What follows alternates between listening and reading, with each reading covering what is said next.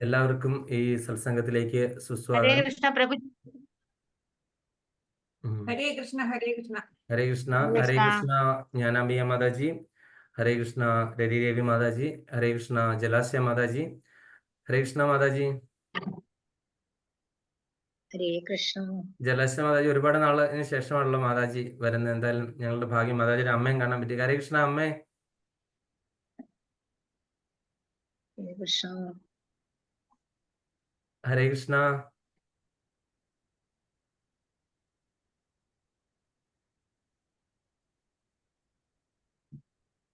ഹരേ കൃഷ്ണ സുജന മാതാജി. ഹരേ കൃഷ്ണ കൃഷ്ണകുമാരി മാതാജി. ഹരേ കൃഷ്ണ. ഹരേ കൃഷ്ണ പ്രഭു. പ്രണാം പ്രഭു. ഹരേ കൃഷ്ണ ഉത്തമ ഭക്തി രോഹിണി ദേവിദാസി മാതാജി. ഹരേ കൃഷ്ണ ലൈല മാതാജി. ഹരേ കൃഷ്ണ രാധിക മാതാജി. ഹരേ കൃഷ്ണ ശോഭന മാതാജി. ഹരേ കൃഷ്ണ വിലാസിനി മാതാജി. ഹരേ കൃഷ്ണ ലതാമ മാതാജി. ഹരേ കൃഷ്ണ ശാന്തകുമാരി മാതാജി. ഹരേ കൃഷ്ണ ജലാശയ മാതാജി. മാതാജി കേൾക്കുന്നുണ്ടോ? അതോ അവിടെ സിഗ്നൽ ഇല്ലേ?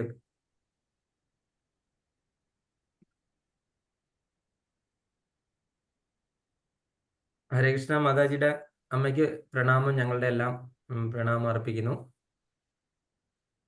എങ്ങനെയുണ്ടായിരുന്നു അവിടെ രാധാഷ്ടമിയൊക്കെ?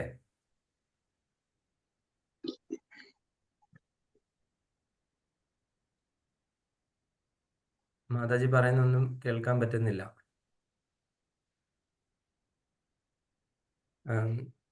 ഹരേ കൃഷ്ണ. സർവം കൃഷ്ണാർപ്പണ വസ്തു. എല്ലാവർക്കും ഈ സത്സംഗത്തിലേക്ക് സുസ്വാഗതം. അപ്പം നമ്മള് ഭഗവത്ഗീതയാണ് നമ്മൾ എടുത്തുകൊണ്ടിരുന്നത് അല്ലേ? എല്ലാവരും ഒക്കെ നോക്കിയിട്ടൊക്കെയാണ് പോകുന്നത്. ഞാൻ കഴിഞ്ഞ പ്രാവശ്യം പറഞ്ഞായിരുന്നു റിവിഷൻ ഒക്കെ എടുക്കും, എല്ലാം പഠിച്ചുകൊണ്ടൊക്കെ വരണമെന്ന്. അത് കണ്ടോടെ ഇനി ആരും എക്സിറ്റ് ആകുമൊന്നും വേണ്ട, ഞാൻ ചോദ്യമൊന്നും ചോദിക്കുന്നില്ല.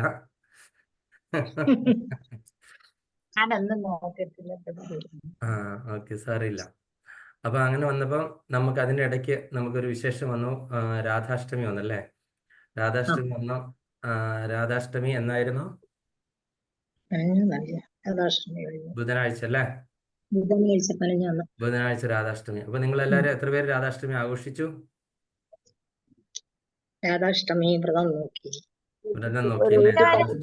ഇത്രയും വലിയ ഇതില്ലല്ലോ, അതുകൊണ്ട് നമ്മള് അഷ്ടമി വിളക്കൊക്കെ കൊളുത്തി ആരതി ഒഴിഞ്ഞു രാധാഷ്ടമി വ്രതം നോക്കി. പിന്നെ പ്രസാദം. മറ്റു ചിലരൊക്കെ എന്താ പറഞ്ഞ, പലരും ഞാൻ ഒരുപാട് ഫോട്ടോസ് കണ്ടു. പലരും അടുത്തുള്ള ടെമ്പിളിലൊക്കെ പോയി. അതുപോലെ നമ്മുടെ കൃഷ്ണാഗോപത്തിലുള്ള അങ്ങനത്തെ ടെമ്പിളിലെ ആഘോഷങ്ങളൊക്കെ ഉള്ളൂ. അപ്പൊ അവിടെയൊക്കെ പോയി ആഘോഷിച്ചതിന്റെ പടങ്ങളൊക്കെ കണ്ടു. പിന്നെ കുറെ പേര് ഷെൽട്ടർ എടുത്തായിരുന്നു. അപ്പൊ അങ്ങനെ നമ്മുടെ മധുപ്രഭു അടക്കം, അന്ന് നമ്മുടെ കൂടെ ഏറ്റുമാനൂരുണ്ടായിരുന്ന മധുപ്രഭു, അവരുടെ മാതാജി, അങ്ങനെ കുറെ പേര് ആ ഭാഗത്തു നിന്നുള്ള ഒരു 5-8 പേര് ഷെൽട്ടർ എടുത്തു. അപ്പൊ അങ്ങനെ അതിന്റെയൊക്കെ എന്താ പറയുന്നത്, ഫോട്ടോസൊക്കെ കാണാൻ പറ്റി. പിന്നെ കുറെ ചപ്പൻ ഭോഗ് ഞങ്ങൾ ഇവിടെയും വളരെ വലിയ ഗംഭീരമായിട്ട് ഘോഷിച്ചു. ഒരു വലിയ ചപ്പൻ ഭോഗം, വലിയൊരു സത്സംഗമായിരുന്നു ഇവിടെ. നമ്മുടെ വീട്ടിലല്ലായിരുന്നു, വേറൊരു പ്രഭുവിന്റെ വീട്ടിലായിരുന്നു. ഞങ്ങള് ഗ്രൂപ്പില് ഹരേ കൃഷ്ണ പ്രഭു, ഞങ്ങള് രാധാദേവിയെ കുറിച്ചിട്ട് അഷ്ടപതിയും കീർത്തനങ്ങളൊക്കെ ഗ്രൂപ്പിൽ എല്ലാവരും ഓരോന്ന് ചൊല്ലി. അതെ അല്ലേ? അപ്പൊ തീർച്ചയായിട്ടും നമ്മള് രാധാഷ്ടമൊക്കെ ചൊല്ലി പ്രഭു. കാരണം മാനസി മാതാജിയുടെ രാധാഷ്ടമിയെ കുറിച്ചുള്ള ക്ലാസ് ഉണ്ടായിരുന്നു. അതെ അല്ലേ? അപ്പൊ അതിന് എല്ലാവരും അതേക്കുറിച്ച് കഥ പറയുകയും ചൊല്ലുകയും പുതിയ പുതിയ കഥകള് അവർക്ക് അറിയാവുന്നൊക്കെ പറഞ്ഞു തന്നു. ഞങ്ങളും അങ്ങോട്ട് ചൊല്ലി. അങ്ങനെ ഉണ്ടായിരുന്നു. അപ്പൊ അങ്ങനെ എല്ലാവരും എൻജോയ് ചെയ്തല്ലേ?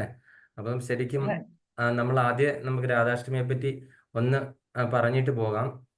അതല്ലാതെ നമ്മൾ ക്ലാസ് തുടങ്ങിയിട്ട് നമുക്ക് അതിൻ്റെ ഒരു പൊട്ടൻസി ഇല്ല. കാര്യം നമുക്ക് രാധാഷ്ടമിയുടെ അന്ന് ക്ലാസ് ഇല്ലാത്ത ദിവസമല്ലേ. അപ്പൊ നമുക്ക് രാധാറാണിയെ പറ്റി ഒന്ന് പറഞ്ഞിട്ട് പോകാം. ആദ്യമായിട്ട് നമുക്ക് രാധാറാണിയുടെ ആ ഒരു കീർത്തനം രാധിക മാതാജി ഞാൻ ഒരെണ്ണം അയച്ചു തന്നിരുന്നു. മാതാജി അത് ഹരേ കൃഷ്ണ പ്രഭു കണ്ടു, ഞാന് അറിയുന്ന പോലെ ചൊല്ലാം. അത് മതി മാതാജി. അതിന് വലിയ ട്യൂണൊന്നും വേണ്ട, ഇതല്ല, വളരെ സിമ്പിൾ ആയിട്ട് പാടാവുന്നതാണ്.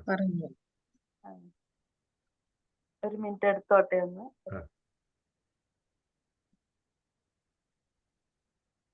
ഹരേ കൃഷ്ണ. ശ്രീ രാധാ കൃപാ കടാക്ഷ സ്തോത്രം.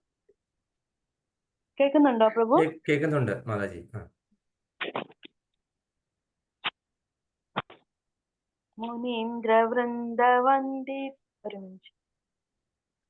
മുനീന്ദ്രവൃന്ദവന്ദിതേ ത്രിലോകശോകഹാരിണി പ്രസന്നവക്ത്രപങ്കജേ നികുഞ്ജഭൂവിലാസിനി വ്രജേന്ദ്രഭാനുനന്ദിനി വ്രജേന്ദ്രസൂനുസംഗതേ കഥാ കരിഷ്യസിഹ മാം കൃപാകടാക്ഷ ഭാജനം.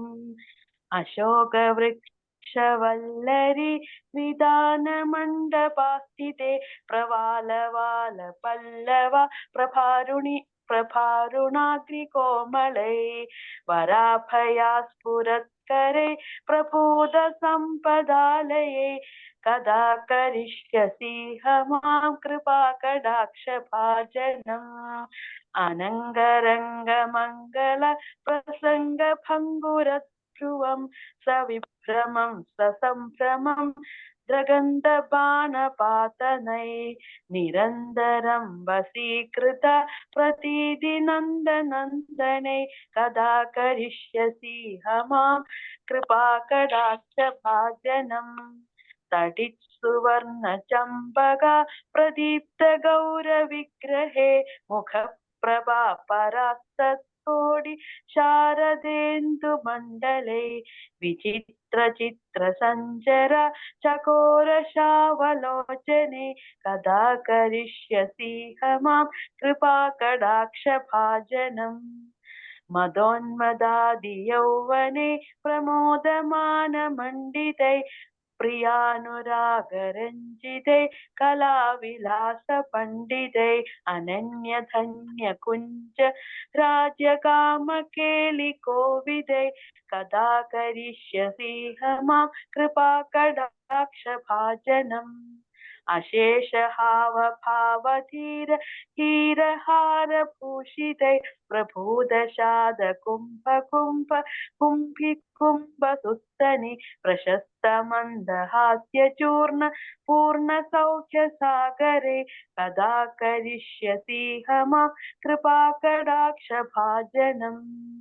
മൃണാളവാലവല്ലരി തരംഗരംഗദൗർലതേ ലതാഗ്രലാസ്യലോലനീല ലോചനാവലോകനേ ലലല്ലുലന്മിലൻ മനോജ്ഞ മുഗ്ധമോഹനാശ്രിതേ കഥാ കരിഷ്യസിഹ മാം കൃപാകടാക്ഷ ഭാജനം. സുവർണമാലികാഞ്ചിത ത്രിരേഖകമ്പുകണ്ഠകേ ത്രിസൂത്രമംഗലി ഗുണ ത്രിരത്നദീപ്തി ദീപ്തി സലോല നീലകുണ്ടല പ്രസൂനഗുച്ഛ കുംഭിതൈ കഥാ കരിഷ്യസിഹ മാം കൃപാകടാക്ഷ ഭാജനം. നിദംബബിംബലംബമാന പുഷ്പമേഖലാഗുണേ പ്രശസ്തരത്നകിങ്കിണീ കലാപമധ്യ മഞ്ജുളൈ കരീന്ദ്രശുണ്ഡദണ്ഡികാവരോഹ സൗഭഗോരകൈ കഥാ കരിഷ്യസിഹ മാം കൃപാകടാക്ഷ ഭാജനം. അനേകമന്ത്രനാദ മഞ്ജു നൂപുരാരവസ്കലാത് സമാജരാജഹംസവംശ നിക്വനാതി ഗൗരവേ വിലോല ഹേമവല്ലരി വിടംബിചാരു ചക്രമേ കഥാ കരിഷ്യസിഹ മാം കൃപാകടാക്ഷ ഭാജനം. അനന്തകോടി വിഷ്ണുലോക നമ്ര പത്മജാർച്ചിതൈ ഹിമാദ്രിജാ പുലോമജ വിരിഞ്ചിജാവരപ്രദേ അപാര സിദ്ധിഋദ്ധിദിക്ത സത്പദാംഗുലീനഖേ കഥാ കരിഷ്യസിഹ മാം കൃപാകടാക്ഷ ഭാജനം.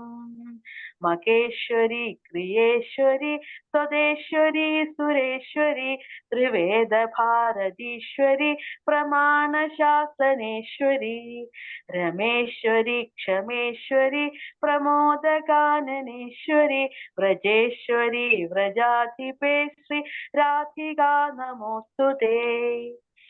इति ममाद्भुतं स्तवं निशम्य भानुनन्दिनी करोतु सन्ततं जनं कृपाकटाक्षभाजनम् भवेत् तदैव सञ्चिदत्रिरूपकर्मनाशनं भवेत् तदा व्रजेन्द्रसूनुमण्डल प्रवेशनम् हरे कृष्ण हरे प्रभु ഹരേ കൃഷ്ണ ഹരി ബോൾ ഹരി ഹരി ബോൾ. അപ്പം മാതാജി ആ പാടി നിർത്തിയ അവസാന ഭാഗത്ത് കണ്ടായിരുന്നോ? ഇത് രാധാ കൃപാ കടാക്ഷ സ്തോത്രമാണ് അല്ലേ? രാധാറാണിന്റെ കൃപ എല്ലാവർക്കും എന്താ പറഞ്ഞേ ഇങ്ങനെ അനസ്യൂത ഒഴുകട്ടെ എന്ന് ഞാൻ പ്രാർത്ഥിക്കുന്നു. കാര്യം ആ ഒരു സ്തോത്രത്തിന്റെ അവസാനം എന്താണ്? ക്ഷമേശ്വരിയാണ് അല്ലേ? നമ്മൾ ഈ ചെയ്ത തെറ്റുകളൊക്കെ എന്താ പറയുന്നത് പൊറുക്കുന്ന ക്ഷമേശ്വരിയാണ് രാധാറാണി. അപ്പൊ ആരാണ് രാധ? ആരാണ് രാധ? എത്ര പേർക്ക് അറിയാം? നമ്മൾ കേട്ടിട്ടുള്ളത് ആദ്യം നമ്മളെപ്പോലുള്ള ആൾക്കാർ ആദ്യം കേട്ടിട്ടുള്ളത് എന്താണ്? രാധതൻ പ്രേമത്തോടാണോ കൃഷ്ണ ഞാൻ പാടും ഗീതത്തോടാണോ, ഇതൊക്കെയാണ് കേട്ടിട്ടുള്ളത് അല്ലേ? പിന്നെ രാധാകൃഷ്ണൻ എന്നുള്ള പേരും നമ്മൾ കേട്ടിട്ടുണ്ട്.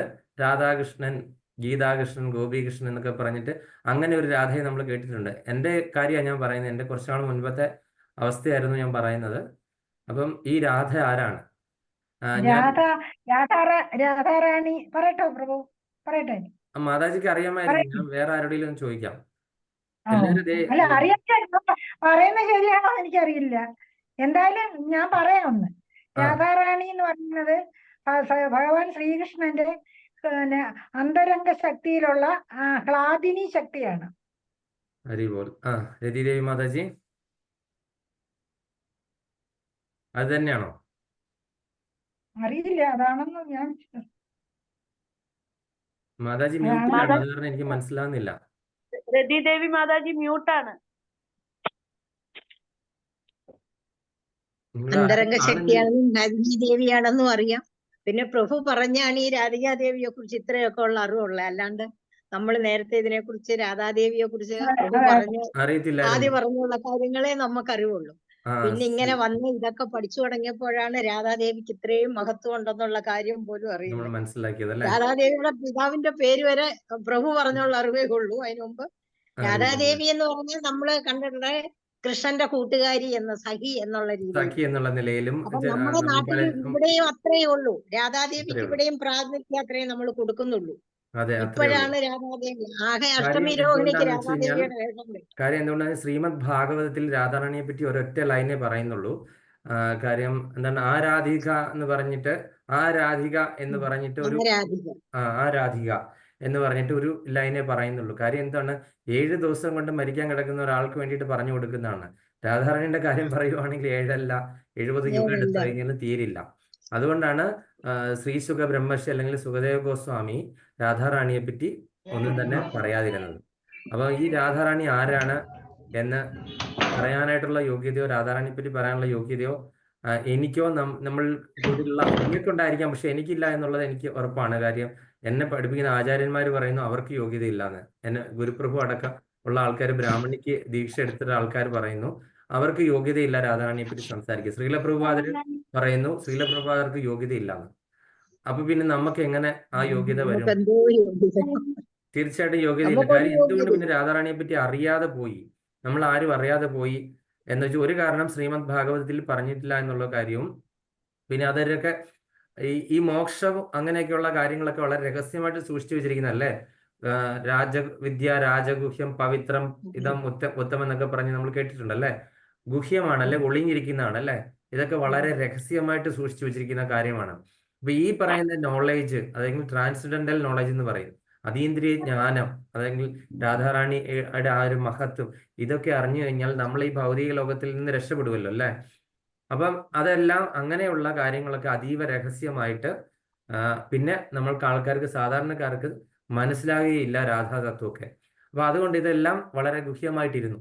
ഇത് നമുക്ക് ആരാണ് നമ്മൾ ഈ രാധാ റാണിയുടെ മഹത്വം ഒക്കെ പറഞ്ഞു തന്നത് എന്ന് നമുക്ക് നോക്കാം. അപ്പം ഈ രാധാറാണിയുടെ ആ ഒരു മഹത്വം നമുക്ക് പറഞ്ഞു തരാനായിട്ട് ചൈതന്യ മഹാപ്രഭു ഭഗവാൻ ശ്രീകൃഷ്ണൻ തന്നെ രാധാറാണിയുടെ നിറവും അതുപോലെ രാധാറാണിയുടെ മനസ്സ് ഹൃദയവുമായിട്ട് തന്നെ അവതരിച്ചു. ഭഗവാൻ ശ്രീകൃഷ്ണൻ എന്താണ്? നമോ മഹാവദന്യായ കൃഷ്ണപ്രേമ പ്രദായതേ കൃഷ്ണായ കൃഷ്ണ ചൈതന്യ നാംനേ ഗൗരിദിശേ നമ. ഇത് കൃഷ്ണൻ തന്നെയാണ് എന്താണ് രാധാറാണിയുടെ ഹൃദയവുമായിട്ട് അദ്ദേഹം. ഒന്ന് മ്യൂട്ട് ചെയ്യണം, ആരൊക്കെയോ സൗണ്ട് വരുന്നുണ്ട്. അപ്പോൾ കഴിവതും ആൾക്കാര് പറ്റുന്നവരൊക്കെ വീഡിയോ ഓണാക്കി വെക്കുക. ഇനി തീരെ പറ്റാത്തവർ ഒഴിച്ചിട്ട്, ഏതെങ്കിലും ജോലി സ്ഥലത്തൊക്കെ ഉള്ളവർ ഒഴിച്ചിട്ട്. കാര്യം ഞാൻ രാധാറാണിയെ പറ്റി പറയുമ്പോൾ നിങ്ങൾ ആരെയും കാണുന്നില്ല. നിങ്ങളൊക്കെ എവിടെയെങ്കിലും പോയി എന്തെങ്കിലും ജോലി ചെയ്തുകൊണ്ടിരിക്കുകയാണെങ്കിൽ ഞാൻ ഈ പറഞ്ഞിട്ട് ഒരു കാര്യമില്ല. പറ്റുന്നവർ മതി കേട്ടോ. ഇന്ത്യയിലും പ്രത്യേക സാഹചര്യത്തിലുള്ളവർ വേണ്ട. അപ്പം നിങ്ങളൊക്കെ ഉണ്ടോ എന്ന് അറിയാൻ വേണ്ടിയിട്ടാണ്. കാര്യം ഇത്രയും വലിയൊരു കാര്യം എനിക്ക് തീരെ യോഗ്യതയില്ലാത്ത ഒരു കാര്യം ഞാൻ പറയുവാണ്. എങ്ങനെ അത് പറഞ്ഞു ഫലിപ്പിക്കാൻ പറ്റുമെന്ന് എനിക്കറിയില്ല. അപ്പൊ അങ്ങനെ ആ ഒരു ചൈതന്യ മഹാപ്രഭുവാണ് എന്താണ് പറയുന്നത്, ഒരു ഭക്തൻ എങ്ങനെ, ഒരു ഭക്തന്റെ സ്വരൂപം എങ്ങനെയാണ്, ഒരു ഭക്തൻ എങ്ങനെ ആസ്വദിക്കുന്നു, എൻജോയ് ചെയ്യുന്നു. കാര്യം രാധാറാണി ഇവിടെ ഒരു ഭാവമില്ലേ, രാധാറാണിയുടെ ഭാവം എന്ന് പറഞ്ഞ ഒരു ഭക്തയുടെ ഭാവമാണ് അല്ലെ. ആ ഒരു ഭക്തയുടെ ഭാവം എങ്ങനെ ആ ഒരു ഭക്ത ആസ്വദിക്കുന്നു, ആ ഒരു ഭക്തയുടെ ഹൃദയം എങ്ങനെയായിരിക്കും, ആ ഒരു രൂപം, സ്വരൂപം, ഭാവം ഇതെങ്ങനെയാണെന്ന് മനസ്സിലാക്കാൻ വേണ്ടിയിട്ടാണ് ഭഗവാൻ തന്നെ ചൈതന്യ മഹാപ്രഭുവായിട്ട് അവതരിച്ചത്. അപ്പൊ ആ ഒരു ഭാവം എന്താണ്? വിപ്രലംബ ഭാവം എന്നാണ് പറയുന്നത്. ചൈതന്യ മഹാപ്രഭുവിന്റെ ഭാവം വിപ്രലംബ ഭാവം. അതായത് എന്താണ് പറയുന്നത്, ഒരു ആസക്തിയൊക്കെ കഴിഞ്ഞ് മതിമറന്ന് നടക്കുന്ന ആ ഒരു കൃഷ്ണപ്രേമത്തിൽ ആറാടിയിട്ടുള്ള ഒരു രീതിയാണ് അത്. ആ ഒരു രീതിക്കാണ് വിപ്രലംബ ഭാവം. നമ്മളിപ്പം സാധാരണ കണ്ണുകൾ കൊണ്ട് കാണുന്ന ആൾക്കാരൊക്കെ ഭ്രാന്താന്ന് പറയും അല്ലേ. പക്ഷെ ആ ഭാവമാണ് വിപ്രലംബ ഭാവം. അദ്ദേഹത്തിന് ചില ഭഗവാന്റെ ലീലകളൊക്കെ നടന്ന സ്ഥലങ്ങളിലൊക്കെ പോകുന്ന സമയത്ത് അദ്ദേഹത്തിന് എന്താണ് പറയുന്നത്, ആ ആസക്തി കൂടി. അതായത് ഇവിടെ ആ ഭഗവാന്റെ ലീലകൾ നടന്ന സ്ഥലം, അപ്പൊ ഭഗവാൻ ആ പാസ്റ്റ് ടൈംസ് ഓർമ്മ വന്നു, ഇവിടെയാണ് അത് നടന്നതെന്ന്. അപ്പൊ ആ സ്ഥലത്തേക്കുള്ള അറ്റാച്ച്മെന്റും ആ ലീല ഓർത്ത് കഴിഞ്ഞ് ചൈതന്യ മഹാപ്രഭു അവിടെ കിടന്ന് ഉരുളുക, ദേഹത്ത് മണ്ണ് വാരിയിടുക, എന്തെല്ലാം ഇത് കാണിക്കുകയാണെന്നാണ്. അപ്പൊ അത് കാണുമ്പം നമ്മളെ പോലുള്ള മഠയന്മാർ എന്താണ് ചിന്തിക്കുന്നത്, ഇദ്ദേഹത്തിന് വട്ടാണെന്നാണ് വിചാരിക്കുന്നത്. പക്ഷെ അദ്ദേഹത്തിന്റെ ആ ഭാവമാണ് വിപ്രലംബ ഭാവം. അപ്പൊ അതുകൊണ്ട് എന്താ പറയുന്നത്, ഈ രാധ തത്വം, രാധ എന്ന് പറഞ്ഞു കഴിഞ്ഞാൽ ഭഗവാനെ എൻജോയ് ചെയ്യാൻ വേണ്ടിയിട്ട് ഭഗവാൻ തന്നെ എന്താണ് രണ്ടായതാണ്. അതായത് രാധയും കൃഷ്ണനും തമ്മിൽ രണ്ടല്ല എന്ന് പറഞ്ഞാൽ രണ്ടുപേരും ഒന്നാണ്.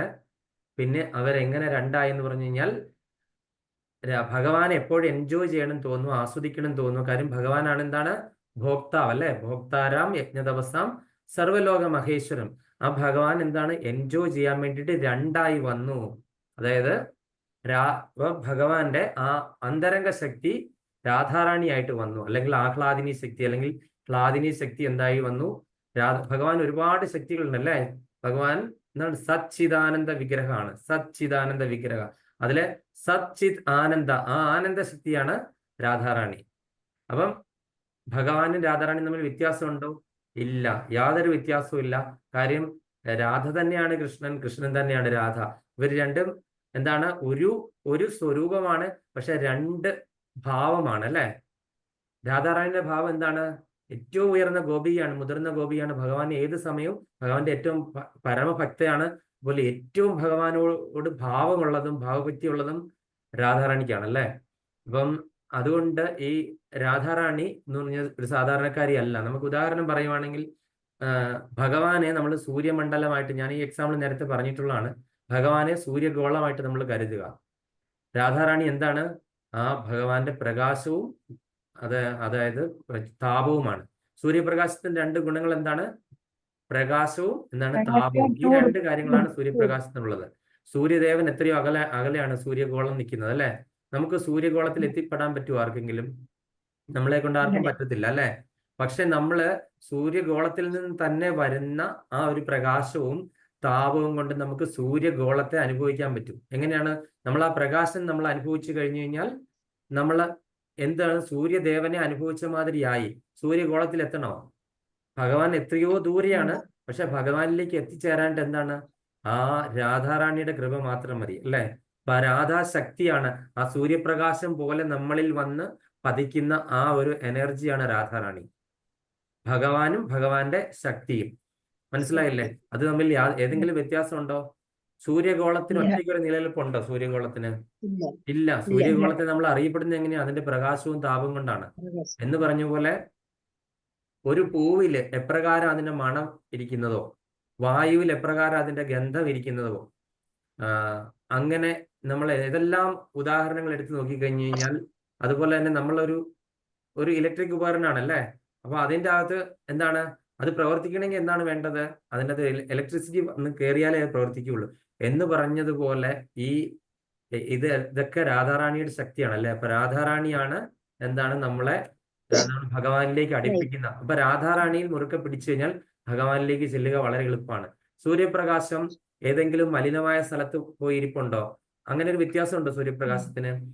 സൂര്യപ്രകാശം മലിനമായതും അല്ലാത്തതുമായി എല്ലാ സ്ഥലങ്ങളിലും പോയി ഒരേപോലെ വ്യാപിക്കുന്നുണ്ട് എന്ന് പറഞ്ഞാൽ രാധാറാണിന്റെ കൃപ നമ്മളിൽ സമസ്ത പ്രപഞ്ചങ്ങളിലെ എല്ലാ ജീവജാലങ്ങൾക്കും ഒരേപോലെ കിട്ടുന്നു.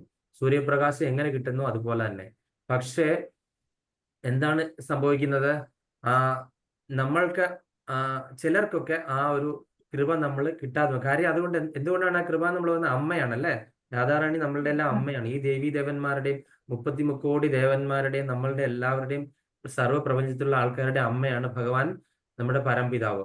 അപ്പം ഈ അമ്മയുടെ കൃപ എല്ലാവരിലും ഒരുപോലെയാണ്. പക്ഷെ നമ്മൾ ആർക്കൊക്കെ അമ്മയുടെ കൃപ വേണ്ടാന്ന് വിചാരിക്കുന്നവരൊക്കെ എന്താണ്, ആ സൂര്യപ്രകാശത്തിന്റെ നിഴലിനെ ആശ്രയിക്കും. ആ നിഴലിനെ എന്താണ് പറയുന്നത്, ആർക്കാ പറയാൻ പറ്റുക നിഴലിനെ? ഈ പ്രകാശം കിട്ടാത്ത സ്ഥലത്താണ് എന്ത് വരുന്നത്, നിഴല് വരുന്നത്, മായ. അപ്പൊ നമ്മളെല്ലാവരും മായയെ ആശ്രയിച്ചു. മായയെ ആശ്രയിച്ചു, ഇല്ലാത്ത ഒന്നിനെ ആശ്രയിച്ചു. മായ എന്ന് പറഞ്ഞ എന്താണ്, ഇല്ലാത്ത എന്താണോ എന്ന് അതിനെ മായ എന്ന് പറയുന്നു. നമ്മൾ ഇല്ലാത്തതിനെ ആശ്രയിച്ചു. നമ്മൾ എന്താണ്, ആ നിഴലിനെ ആശ്രയിച്ചു. നമ്മൾ എന്താണ്, നേരെ വെളിച്ചത്തെ ആശ്രയിച്ചിട്ടില്ല. ഇതാണ് വെളിച്ചം, ഇവിടെയാണ് വെളിച്ചമുള്ളത്, ഇവിടെ നിന്ന് നമുക്ക് കണ്ണ് തുറന്നു നോക്കിക്കഴിഞ്ഞാൽ നമുക്ക് ഭഗവാനെ കാണാൻ പറ്റുള്ളൂ എന്ന് അറിയാമെന്നിട്ട് നമ്മൾ എന്ത് ചെയ്തു, നിഴലിനെ ആശ്രയിച്ചു. അപ്പൊ അതുകൊണ്ടാണ് നമ്മളെല്ലാം ഇവിടെ കിടന്ന് പീഡിപ്പിക്കപ്പെടുന്നത് അല്ലെ. അപ്പൊ അങ്ങനെ ഈ പറയുന്ന രാധാശക്തി എന്താ പറയുന്നത്, നമുക്ക് എങ്ങനെയാണ് ഈ രാധാറാണി ഈ നമ്മുടെ ഈ ഒരു ഭൗതിക പ്രപഞ്ചത്തിലേക്ക് അവതരിച്ചതെന്നുള്ളതിന്റെ 3-4 കഥകളൊക്കെ ഇങ്ങനെ പറഞ്ഞു കേട്ടിട്ടുണ്ട്. ഞാനിപ്പോ ഷെയർ ചെയ്തായിരുന്നു ഈ രാധികാ സ്തവം. ഈ രാധികാ മാതാജി നമ്മള് പാടിയത് ഞാൻ ഗ്രൂപ്പിൽ ഷെയർ ചെയ്തിട്ടുണ്ട്. നിങ്ങൾ എത്ര പേര് അത് വായിച്ചു നോക്കി എന്ന് എനിക്ക് അറിയില്ല. ഞാൻ രാധാഷ്ടമിയുടെ